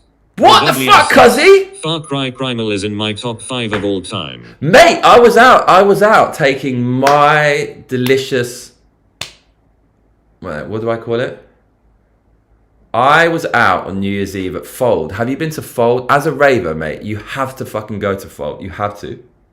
It's woke as fuck. It's like the wokest club ever. Written off Felidite says, Luddites in a punk electro band. Are you new here? So I was out on New Year's Eve, and I consumed most definitely my asset on New Year's Eve. It was amazing. I was trying to find some illegal raves to go to. I actually had a number. You know, Good Vibes with a Z, 999, that guy who was doing illegal raves in COVID era. They did such a good job with Far Cry Primal.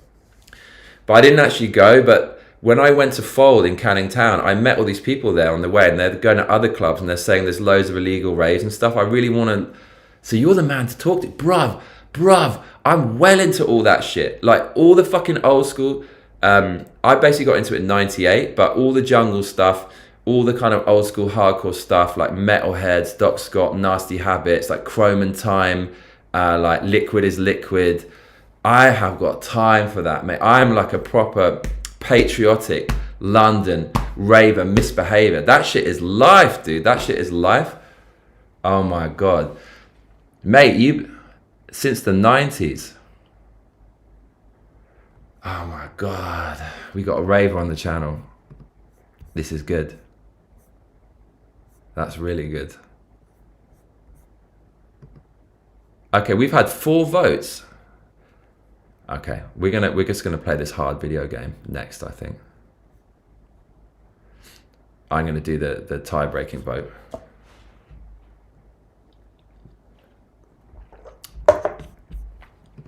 Written off Felidite says I am from Yorkshire techno scene. Tuesday Orbit.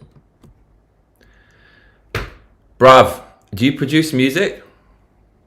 I bet you do. I know you do. If you've been into rave scene since the 90s. BrWR says lol, they would not last a day. Prehistoric water was nightmare fuel. Was it bad? Imagine going out and having to... Written off Felidite says sorry, the Orbit was the biggest techno night J in the UK. Wow, I didn't get into techno until about 3 years ago, like much later in life, until I went to Fold, and yeah, I love lashing techno. I love it, but my favorite is drum and bass. It always will be drum. I love breaks as well, breaks and slightly faster kind of 4/4 stuff, and garage UKG. There's a guy called Prozac, Irish DJ. He's just dub plates for days, cuzzy. He's playing not next weekend, but the weekend after at Phonox in Brixton. I think I'm going to go to that. Bro, you should come down. You should come down, cuzzy. It's going to be good. It's going to be great. Also, this weekend is the Nigel Farage Reform Rally. I wanted to get a ticket, but it's too late and I couldn't get it online. I don't think he's going to fix the UK, but it's just better than what we've got at the moment. So I actually, it's in Canary Wharf. So I'm thinking I could go down and go to the pub there and just find some Written off like-minded people. Felidite says check my band out. We are an international band signed with some of the biggest electro artists. Let's go, cuzzy. Let's go. Can I play you my song and you can give me some feedback? Okay. We've got a cool person on the channel. So what's your Insta? Luddites in.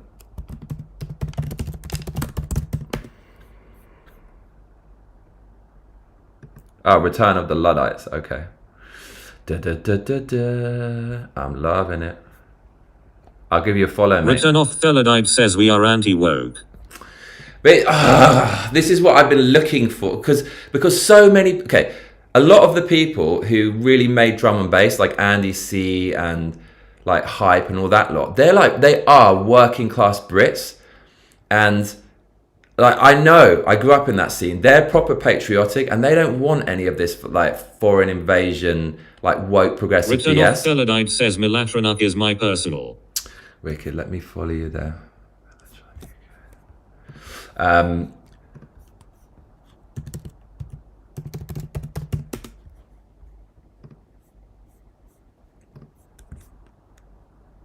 But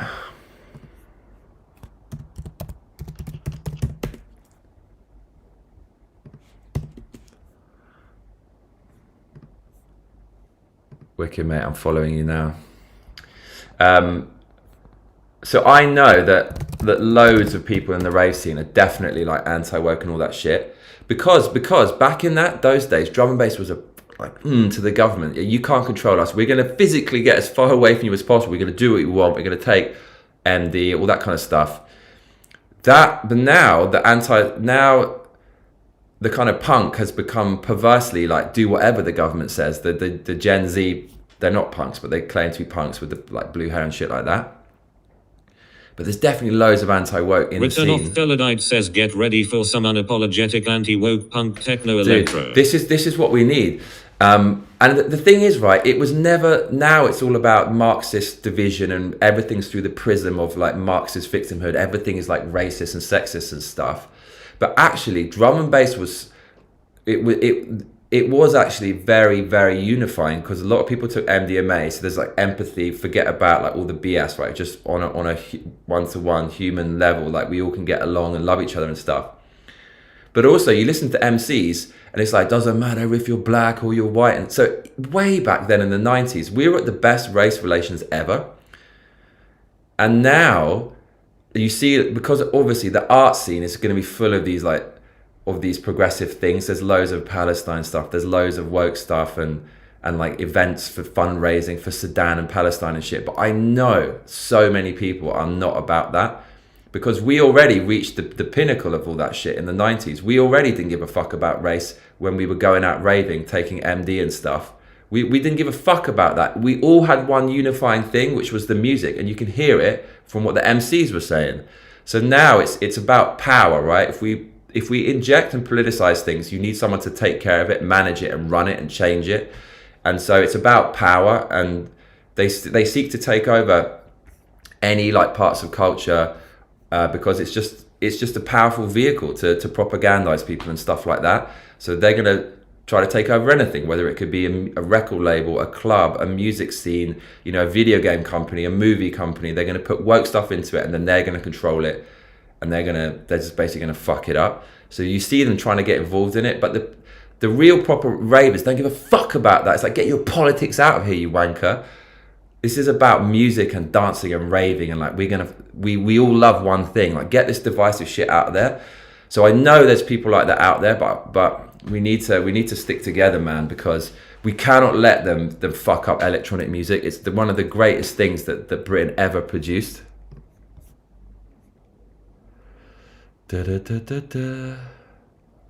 Nice, mate. Donatello Beast Mode says, be very careful of what you wish for, Tampon Tim. You might just get it. On a side note, we locked and very much loaded. Okay, don't shoot the messenger. I'm just relaying what someone else said in the comments, but that's some of the sentiment out there. People are getting pissed off. Tim needs to tone down the rhetoric and say, look, this has gone too far. We're going to let ICE do their job and deport illegals. That's all you have to say, and the whole thing would pretty much diffuse. And if you do deploy the Minnesota National Guard, do it against the violent rioters who are trying to run over ICE. But there you go, that's not going to happen. Okay, everyone, so I'm going to go now, and I'm going to quick toilet break. When I close this stream, you will be automatically redirected to the live gaming stream. And there we're going to play a game known as Holy Diver on the NES. Holy Diver is... Edward Johnston says Holard. Edward Johnston, Holard. Crikey, mate. We're just talking about you earlier. Someone said, are you Australian? I said, no, mate. I'm from London. But I got this friend called Edward Johnstone. And he's from Australia, and he's got the sharks and the crocs and the dunnies, And he sometimes says, crikey, mate. If it isn't Edward Johnstone, what's up, Edward? Rate my Australian accent. So I'm going to close this stream, and you're going to be automatically redirected to the gaming stream. Sit tight there on the screen just until I come back. We're going to keep playing Holy Diver. Think about this. The hardest NES game ever. NES has the hardest games. It's the hardest of the hardest games, and it really fucking is. We're on level 5. Level 4 took 8 hours, and I would never want to do that again. Edward Johnston says crikey. Edward, look how many views we got for this video, cuzzy. Where were you, bruv? Where were you? It was your time to shine. Bruv, I don't know how this video blew up, but I'll fucking take it. I don't know whether it's because we're in London, it fucks with the algorithm. I feel like different people are getting recommended the channel. Bruv, I need to come back to London. See, this is what I'm saying. London's where it all happens, cuzzy. Okay. Arthur House says, well, that's a proper story for 6:22 a.m. Is it the timing? Is it the timing? Is that what it is? So in America, maybe it's the timing. No. Yeah, so I think in New York it was like 6 a.m. when I dropped this news. Is that the fucking time? We're gonna have to super analyze why this video kind of blew up. 12. So we started this at 11:30. 11:30 UK time in LA, PT time.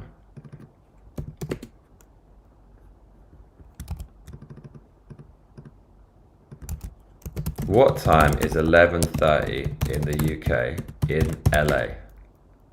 Why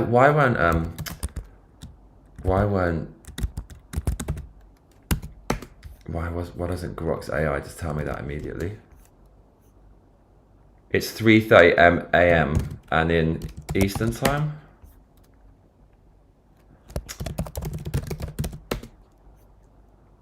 Return off Felladite says, yo, read my last com. Okay.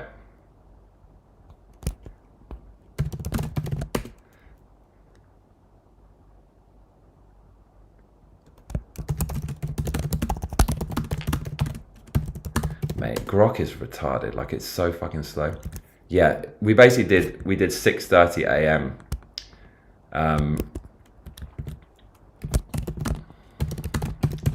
So maybe that's what it is. We did.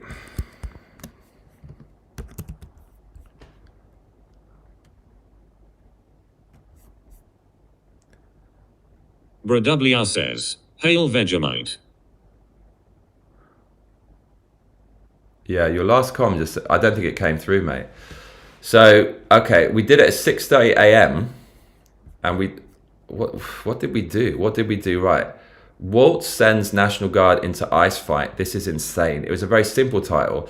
Didn't have to over-explain the title. I thought I needed more context, but didn't need it. Did the hashtags, Tim Walz, Minnesota, National Guard, ice. That's all it is. Do you know what it fucking might be? I did a sick thumbnail for this, and I just thought, man, AI is so fucking good. This is the thumbnail. So I just said, look, do Tim Walz in a manga. It made Tim Walz look way cooler than he actually is. But I got the cheesy YouTube arrow. I did the laser eyes. I did this. He's trying to start civil war. But the actual graphic is fucking cool, and I put myself there. Return off Felladite says about Rough Trade Records. Oh, Rough Trade?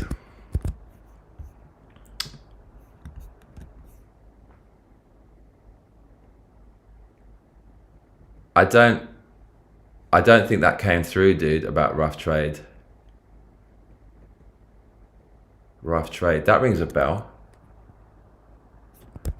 It's funny, you found in the doom scroll. It's good to hear that, because we all doom scroll, right? You can't go onto X and it not be a doom scroll. Oh man, it's just instantly mental. Rough Trade. I remember Rough Trade. What's up with Rough Trade? Rough Trade is committed to becoming carbon negative. Oh no, they infiltrated. WR says, I don't know if it did anything, but I just got into Minneapolis when you logged on.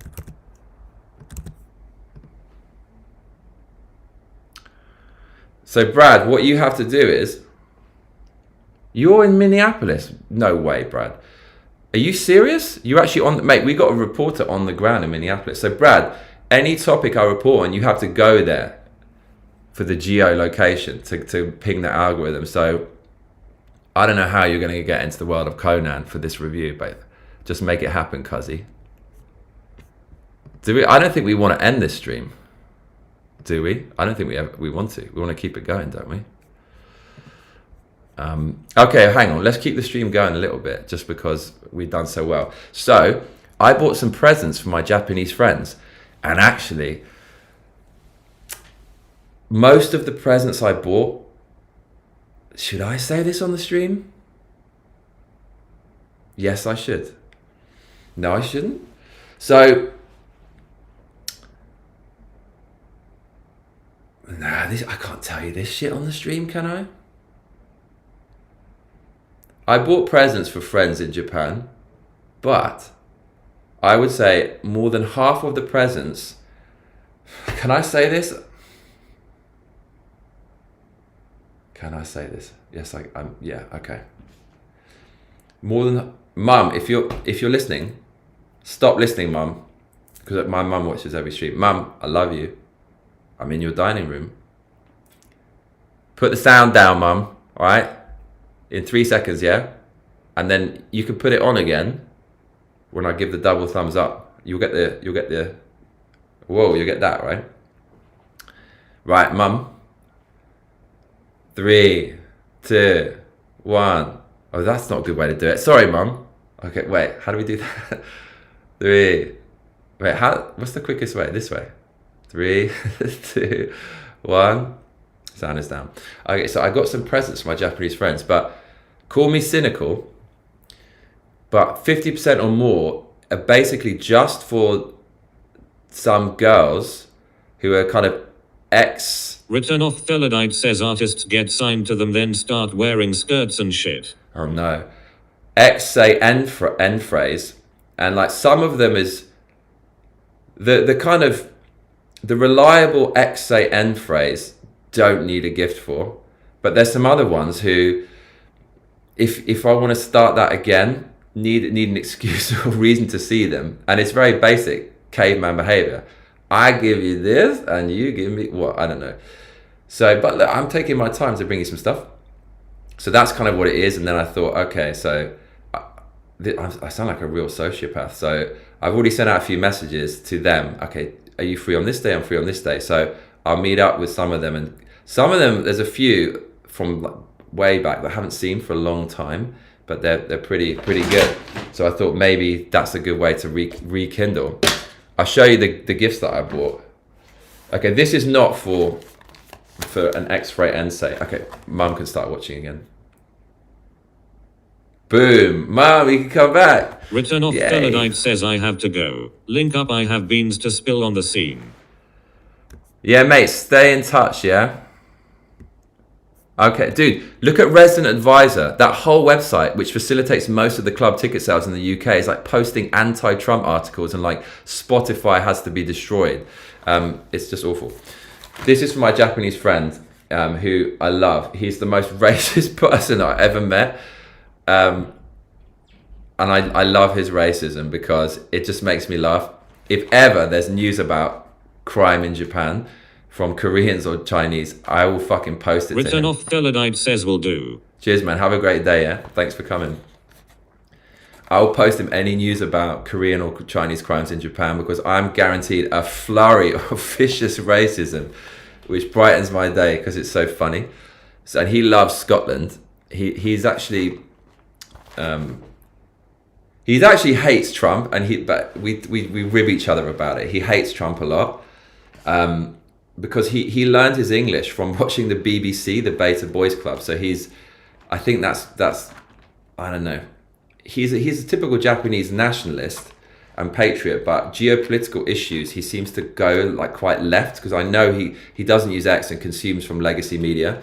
Nevertheless, I love him, and I love relationships like that. It's like we have a different opinion. Says I just deleted an album I did with a top 1 artist because I found out they were part of the People's Forum. It's mad times we're living in. I'm just glad that we're on the same page, and it's just nice to be connected to anyone in electronic music who's just not like a woke mind virus. Like this, it just creates problems everywhere. Big up, mate. Stay in touch. Before you go, can I just quickly?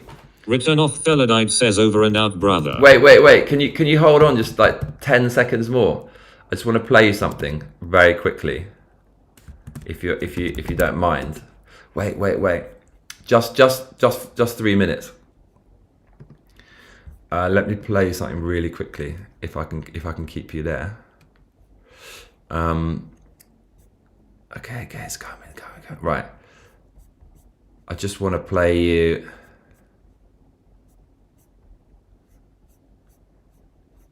Written off Felladite says still here. Okay. Is it this? This is my latest song. But the thing is, you can't really hear it. But let me know what you think. I think it's this.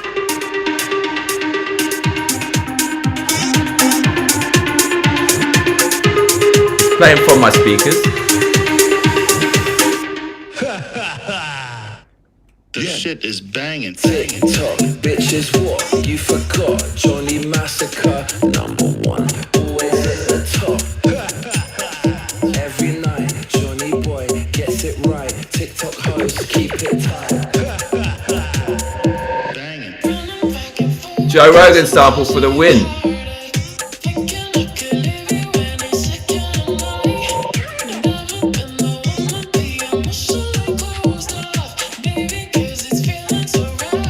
This shit is banging.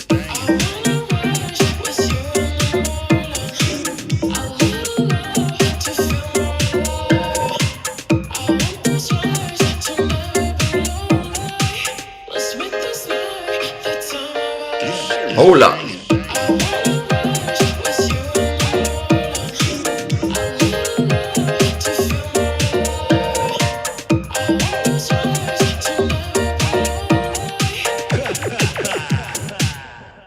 This shit is banging. Dirty.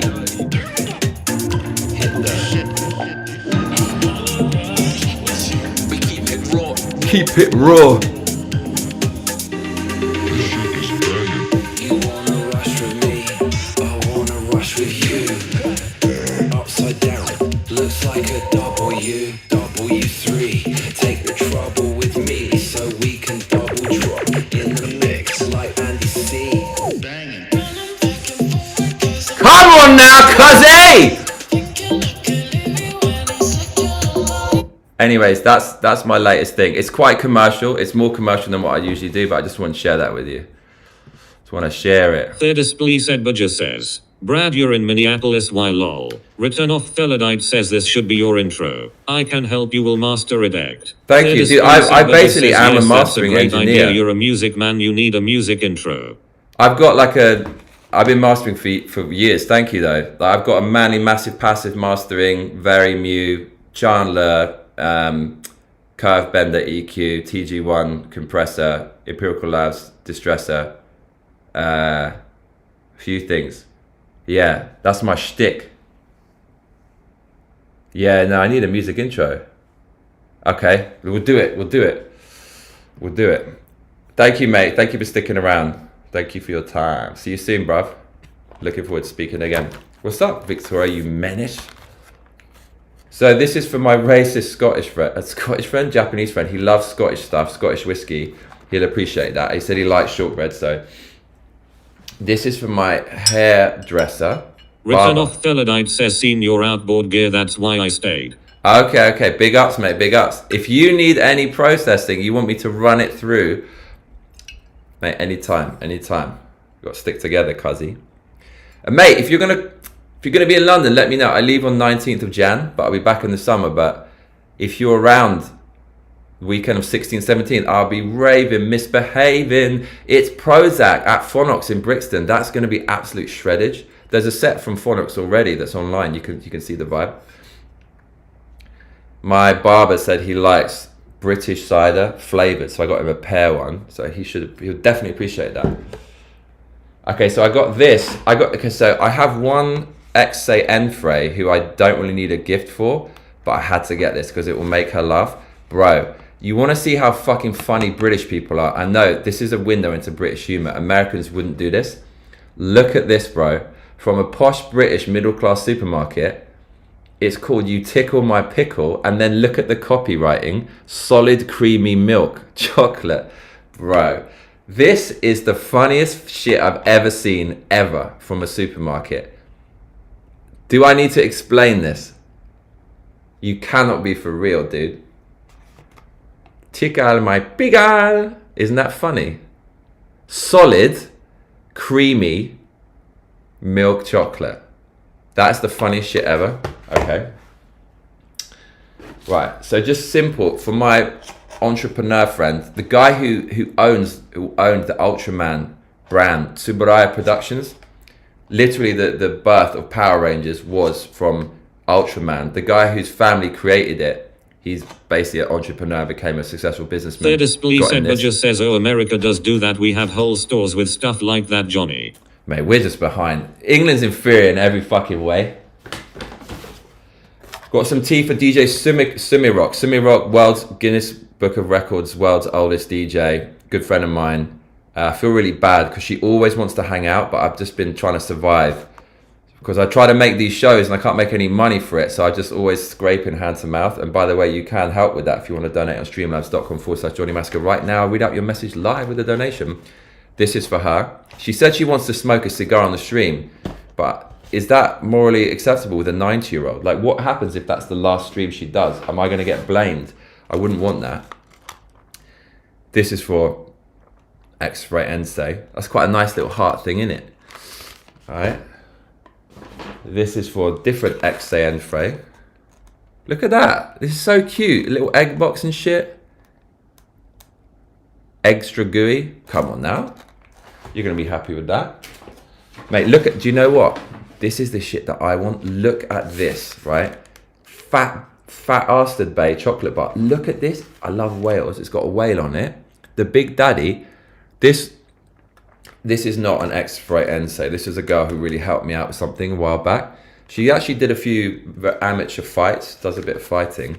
She's like financially does very well for herself, just like a bit of a beast.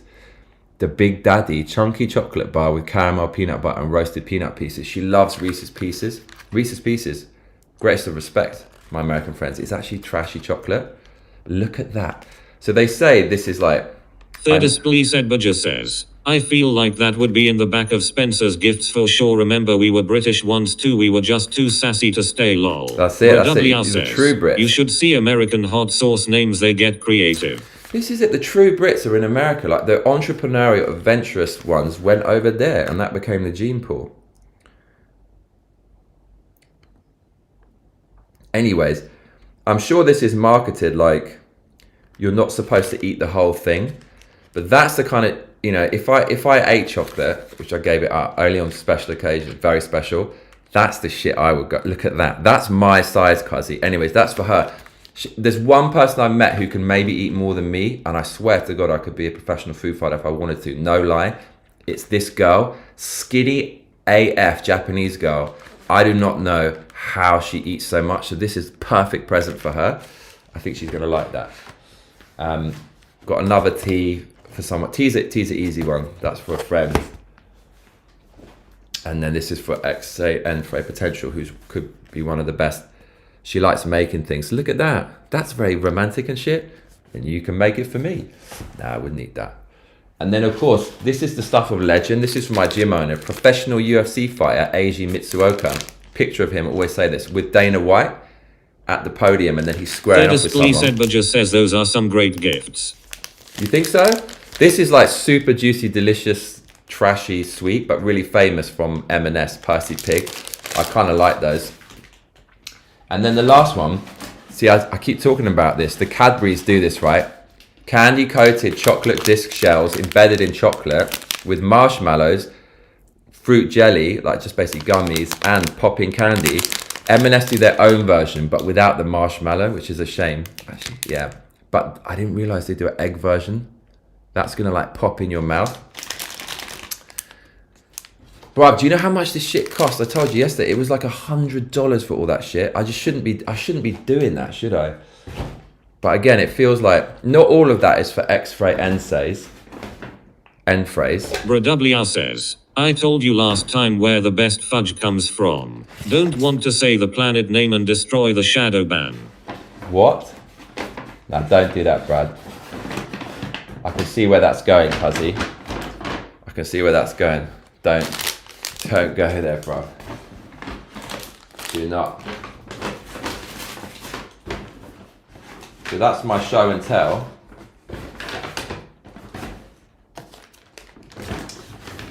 Do you like my show and... Mate, look at this though. Look at that. You got the whale on it and everything. I like the colour. Look at the size of... Imagine, I just want to open it up. I was thinking on my last day in England, could buy loads of this for myself and just have one addict day and just eat it all. Is that the right thing to do before I go back to Japan, or is that an excuse to validate and keep this nonsense going? Because last year we did the diet from April the 1st to July the 1st, 3 months. It basically wasn't enough time and I nearly made myself sick trying to lose weight for summer. This time got an extra 2 months, January, February, March, extra 3 months. But by the time I get back to Japan, it's already going to be January 20th. So that only leaves an extra 2 months and like 10 days on top of the diet from last year, which was just too intense. So maybe I shouldn't do this on the last day. What do you reckon? Edward Johnston says the flight on the way home might be tough. But the thing is, I've got Xanax, so I can just do 2 bars of Xanax and the melatonin and wipe myself out. But I don't like taking, especially Xanax. Like I'll only ever take that if I fly. But even melatonin, I don't want to, it fucks me up so badly. I'm so sensitive. It fucks me up for like a week to 10 days after I take it. Take 3 milligrams. One of my best mates who I met recently, who is very based indeed. Their display said, but just says, yeah, if you binge on all that, your seat on the plane will be the toilet seat. I don't. Of all my best friends growing up, they're all basically leftist by varying degrees. But my one who isn't, his whole family is leftist. He's the only one. He's like proper Nick Fuentes supporter. And I love him. And I'm so happy he's based. He said when he takes melatonin, it's 10 milligrams. I take 3 and it fucks me up. He's like 3. Their display said, but just says, yeah, but if you wipe yourself out, you'll just poop in your actual seat and sleep in it, lol. He says, yeah, 10 milligrams. But that's American culture, right? America does it bigger and better. Listen, all signs pointing towards America for me so big time. Return of Felodite says we need to support artists that are anti-woke. Mate, 1,000,000,000%. 1,000,000,000%. I mean, for me, it's easy to go down the rabbit hole of like everything is anti-woke, but by doing that, just for me personally, I feel I'm not making anything or producing anything. I'd rather just focus on producing things like playing video games, entertaining people and making music, and then I can give commentary on it rather than just always doing a reaction, because ultimately that's just part of the net negative they create in society. They're already making a net negative by destroying and parasitizing things with wokeness, and then it's even more of a net negative with like the angry reaction. So I feel like the best way to do it is just to produce great stuff, and I think the energy from which those productions originate will kind of bleed through to the consumer. So I want to try to focus more on that a little bit.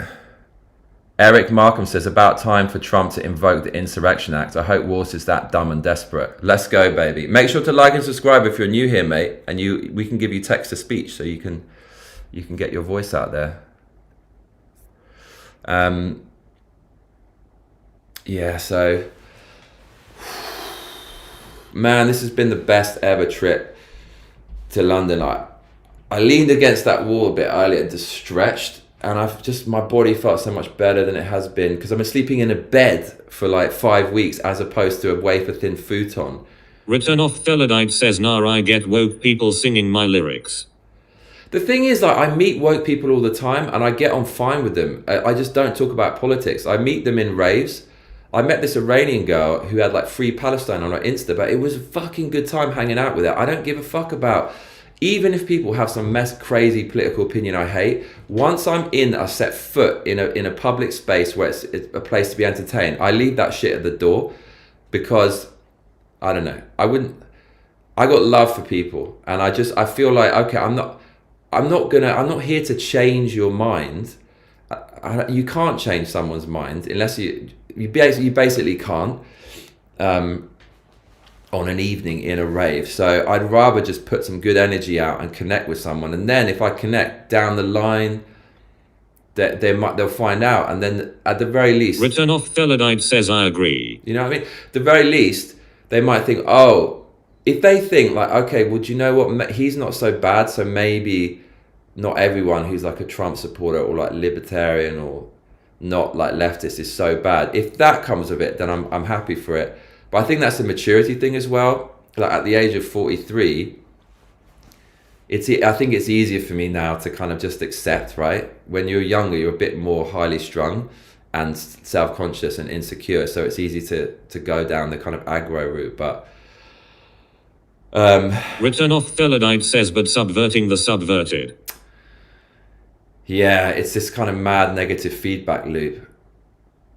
The 90s was fucking good, man. Like with hindsight, there was none of this shit at all.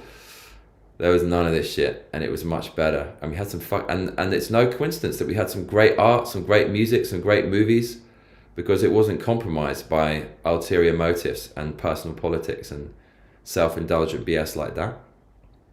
I mean, there was always these undertones in movies, but it wasn't like that. Now it's just getting radical and extreme, and it's gone too far. You know, with like the whole DEI departments and stuff, which is racist. Yeah. Return off Theladite says it's a laugh doing it though. It can be. Yeah. But as I was saying, it's been great in London, and I just needed this so badly. Edward Johnston says holy diver time. I think it might be Cuzzy, yeah. You ready, Edward? What time is it? What are you up to today? You locked in? Yeah, just seeing the family. Slug69 says no social media then. Yeah, there you go. X is just fucking mad. But just good seeing the family, good like resting, sleeping in a normal bed. You know, I feel better. I just feel better in every way, and I needed this so fucking badly. It's been amazing, especially the family stuff. Yeah, it means so much to me. It's been really good. What can I say? And I've got another 10 days, which is great. Okay, before we go on over to Holy Diver, this game, I do want to see if I can get a ticket to the Reform rally, because I want to get down there. I want to meet some people. I'm just going to go on my own. Reform rally ticket. Get tickets. Return off Theladite says I am 42 also. I felt it must be a similar age, man. We went through some of the same shit.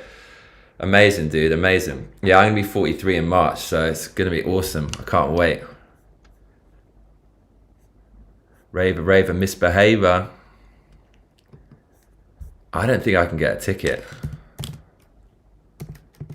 So what I might do is I might just go down to Canary Wharf and go to a pub near the rally where it's being held, because it's inside like one of the, I think it's in Canary Wharf, so it's probably going to be inside one of those.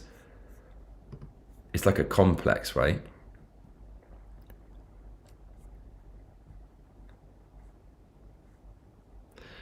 Where can I get a ticket from? I'm not going to find a resale on Reddit. They'll just ban the Reddit. AstroTurfed hellhole of Reddit. Reddit is one of the worst sites ever. And it could be so good.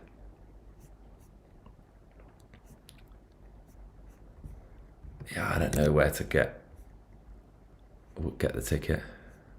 Return off Thelodite says 4 months older than me. Hit me UO, I can link you with some raid tickets if my circle have anything on.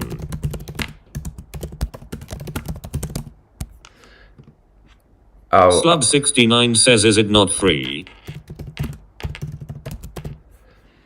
no, you have to pay £6 and be a Reform member. I have things to say about this. Thank you so much, Return. Wicked, bruv. I'm the older one. Mate, perfect. Luddites, do you know anyone who's an official member of Reform who can get me a ticket to the Reform rally today?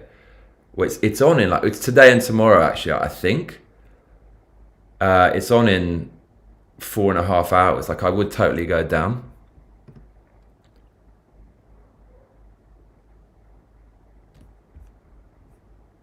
It says sales ended. Yeah, so maybe it's full, but I don't know.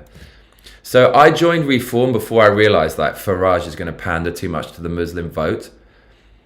And he got rid of Rupert Lowe, who is the British gentleman version of Donald Trump, who's right on everything. And I knew that it was fucked. And also it's part owned by the Muslim guy, Youssef. Although, to be fair to him, his position on Return off everything is Thelodite actually says pretty no good. sorry. Thanks anyways. Edward Johnston says, live stream the rally lol. There you go. The thing is, they have a media... It's a whole conference over 2 days, and they have a media room and a media ticket. Bruv, if I had known, I could have got a ticket for that and mingled with the media, cuzzy. And think of the people I could have met. But I still could meet, and I still could go, but I think the tickets are sold out. I was a member of Reform, and then Farage, I just don't... Yeah, I don't believe he's the one. I think it's Rupert Lowe. So I tried to cancel my membership, and there's just no way to contact them. I sent them 10 emails. They wouldn't reply. I tried to log in to the website and it says your password won't work, so reset it. And they're sending me emails to one of my emails, so I know which email I made the account with. And when I try to reset the password, don't get anything. Then I finally got through and they said, okay, we'll terminate the membership. Christmas this year, they said membership's going to renew, update your card. I sent them another email saying, sent you 10 emails, took you months to reply. Finally, you said, you removed my membership. And now you're trying to charge me again. So they actually tried to charge me, but my card had changed. It hadn't gone through. So like, no response, no customer service, like completely inaccessible. Tried to charge me when they said finally that they wouldn't charge me. I still can't log in. It's a fucking shambles. And it said you have to be a member in order to get the ticket. So I'm never going to resubscribe for that, because then I can't unsubscribe unless I change my bank card. So like, to get a ticket, it's very short-sighted. You know, you feel that they should make it available to everyone, but maybe they're worried about political violence. Although that wouldn't stop someone from registering temporarily, right? But just even a small barrier to entry might stop some radical people coming there. But you wouldn't be surprised, right, if there's political violence at that event. And that's how fucked up the situation is. And that's, to the same degree that's fucked up, I feel someone has a responsibility to go. Because once you accept you can't go somewhere for fear of political violence by the Islamo-communist unholy alliance that wants to destabilize the West and bring it to rubble, which would be a pretext to a centralized leftist government taking over, a la Iran in the late 70s. There's a message there, by the way, for the woke left, what will happen to you once that happens. Then it's gone way too far, and you need to go to that rally even more. Slub69 says, yup, they worried about fifth columnists. So maybe that's what I don't fucking know, but I mean, what even is?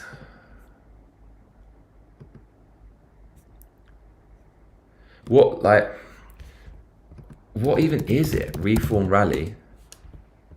Reform's a shambles. They don't really have any MPs, so now people from Conservative are going over there to make up the numbers for when they win the election, if the left doesn't make a, what do you call it, an alliance, which might happen, and then England is, well, it's already irreversibly fucked, but irreversibly fucked. So you're going to get part of the Uniparty. My only hope is they're just all mercenaries, and then the guy who's sailing the ship is actually gonna make them do something. But it's a shambles. Like the organization, the website, the subscription, the charging system, the numbers in their party. It's like England's so fucked. It's in order to change the parties and give the people Milkatima what they Kesting want. says howdy. What's up, Milkster? How you doing?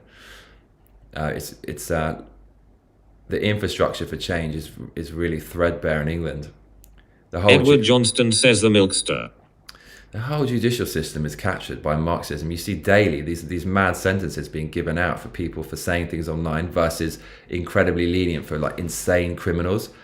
Solzhenitsyn said that's how you can tell a Marxist system. It's because they jail people, like they jail truth tellers, and then they this is total butchering and paraphrasing, but let's actually look this up, what Solzhenitsyn. This is kind of what happens in the UK.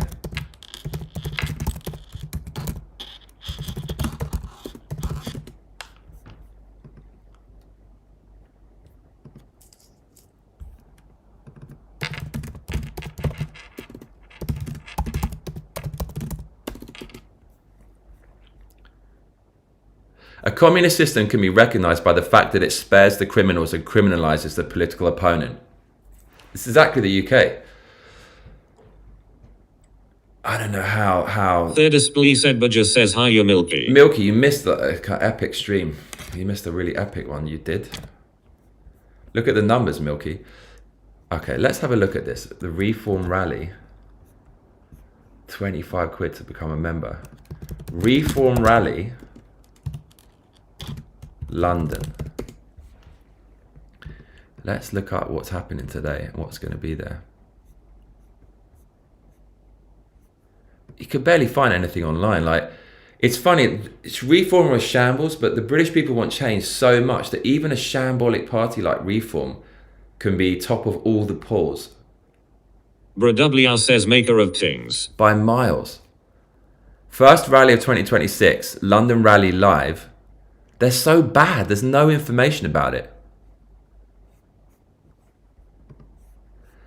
Live in London, Nigel Farage's big New Year Reform Rally. ICC Auditorium, January the 9th, from 6 p.m. to 8 p.m. This is today, cuzzy. ICC Auditorium at the XL London. I actually could have gotten tickets the other day, but I didn't. Kesting says, I just woke up. What's up, Milky? No excuses. I didn't buy it then because of the surgery. I wasn't sure if I could go, but the surgeon said I could. And then when I checked for tickets, I couldn't get them anymore. The doors open at 4:30. That's in 3 hours' time, with speeches and presentations scheduled to start at 6. You must be a member of Reform to attend. Slub69 says nothing on the MSM about it. Mate, they're fucking shambles. This is an open goal. Can you just pay like 10 quid to an intern to do your whole campaign? It would be better than what you've got at the moment. Slubs, do you know anyone who's a member of Reform? You must do, Slubs, who can get me a ticket to this. And I emailed them asking them, and they didn't even reply. They're such a shambles, absolute shambles. This was on my list of things to do in London. But okay, let's see. And everyone's hiding online. So if I type in XL, Reform Rally, pub, after party, this is the shit that I want to go to. There's going to be nothing. There's nothing online. It sucks, man. Milkatima Kesting says sorry for lateness, but yeah, I agree. Far Cry Primal is an absolute beast game. Is it? Are you actually a caveman with a clonker? By the way, Milky, in Conan the Barbarian, one of the actually, you don't care about this. What am I telling you? One of the bad guys has a clonker. This got me so excited. Look. Slub69 says taming mammoths FTW. Oh my god, bro. Look at this. He's actually clonking Arnold. We were having this discussion, my brother and my new sister-in-law, about whether people actually use these things in battle. And surely this is the worst thing you could ever use. My brother made a good point. He said, if you came up to someone unawares and you clonk them from behind, then it would be good. But even so, there wouldn't be no reason to. A sword would be the best. A sword is instant stab and a kill.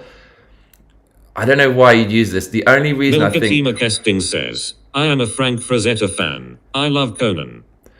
I just did a whole review earlier, Milky. The only application this could possibly have is to break some kind of machinery that a sword couldn't. So I don't know where this came from, man. Hammers, I mean, they're all throughout mythology, but no one's gonna fucking use a hammer in a fight or in a war. You'd be a fool to do that. But look, in Conan, he's got, dude. When I saw that, I got so hyped, but I couldn't really share it with my family because I don't think they get the clonker in joke that we have. But there's a clonker. Oh, Grace Jones, that's the second one, right? Yeah, so there's a clonker in Conan, which is unbelievable. Edward Johnston says Barbarian from Soft Game. I mean, we've already got it, pretty much. Yeah, I don't think I can go to this rally today. I can't get tickets anymore. Slub69 says look at a Warhammer, it's way smaller. Slubs, what are you saying? Oh, but look at this though. The Mega Fox Excel. No, this isn't. Slubs, I'm going to miss the Reform rally. This was on my list. Go to like a Patriot event or find... I was hoping there'd be something like this. I really wanted to go.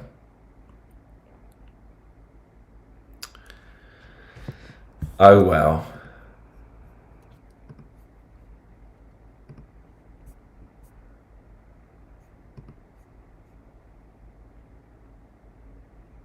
Can someone give me a spare ticket, mate, for sale?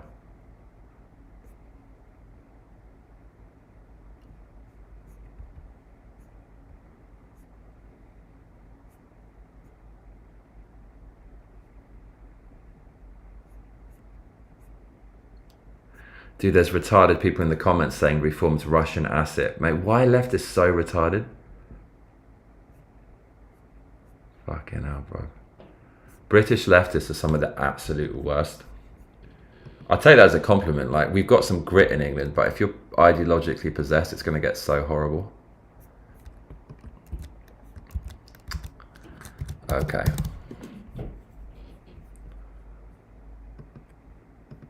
All right, we're going to play video games now. We are going to play some video games.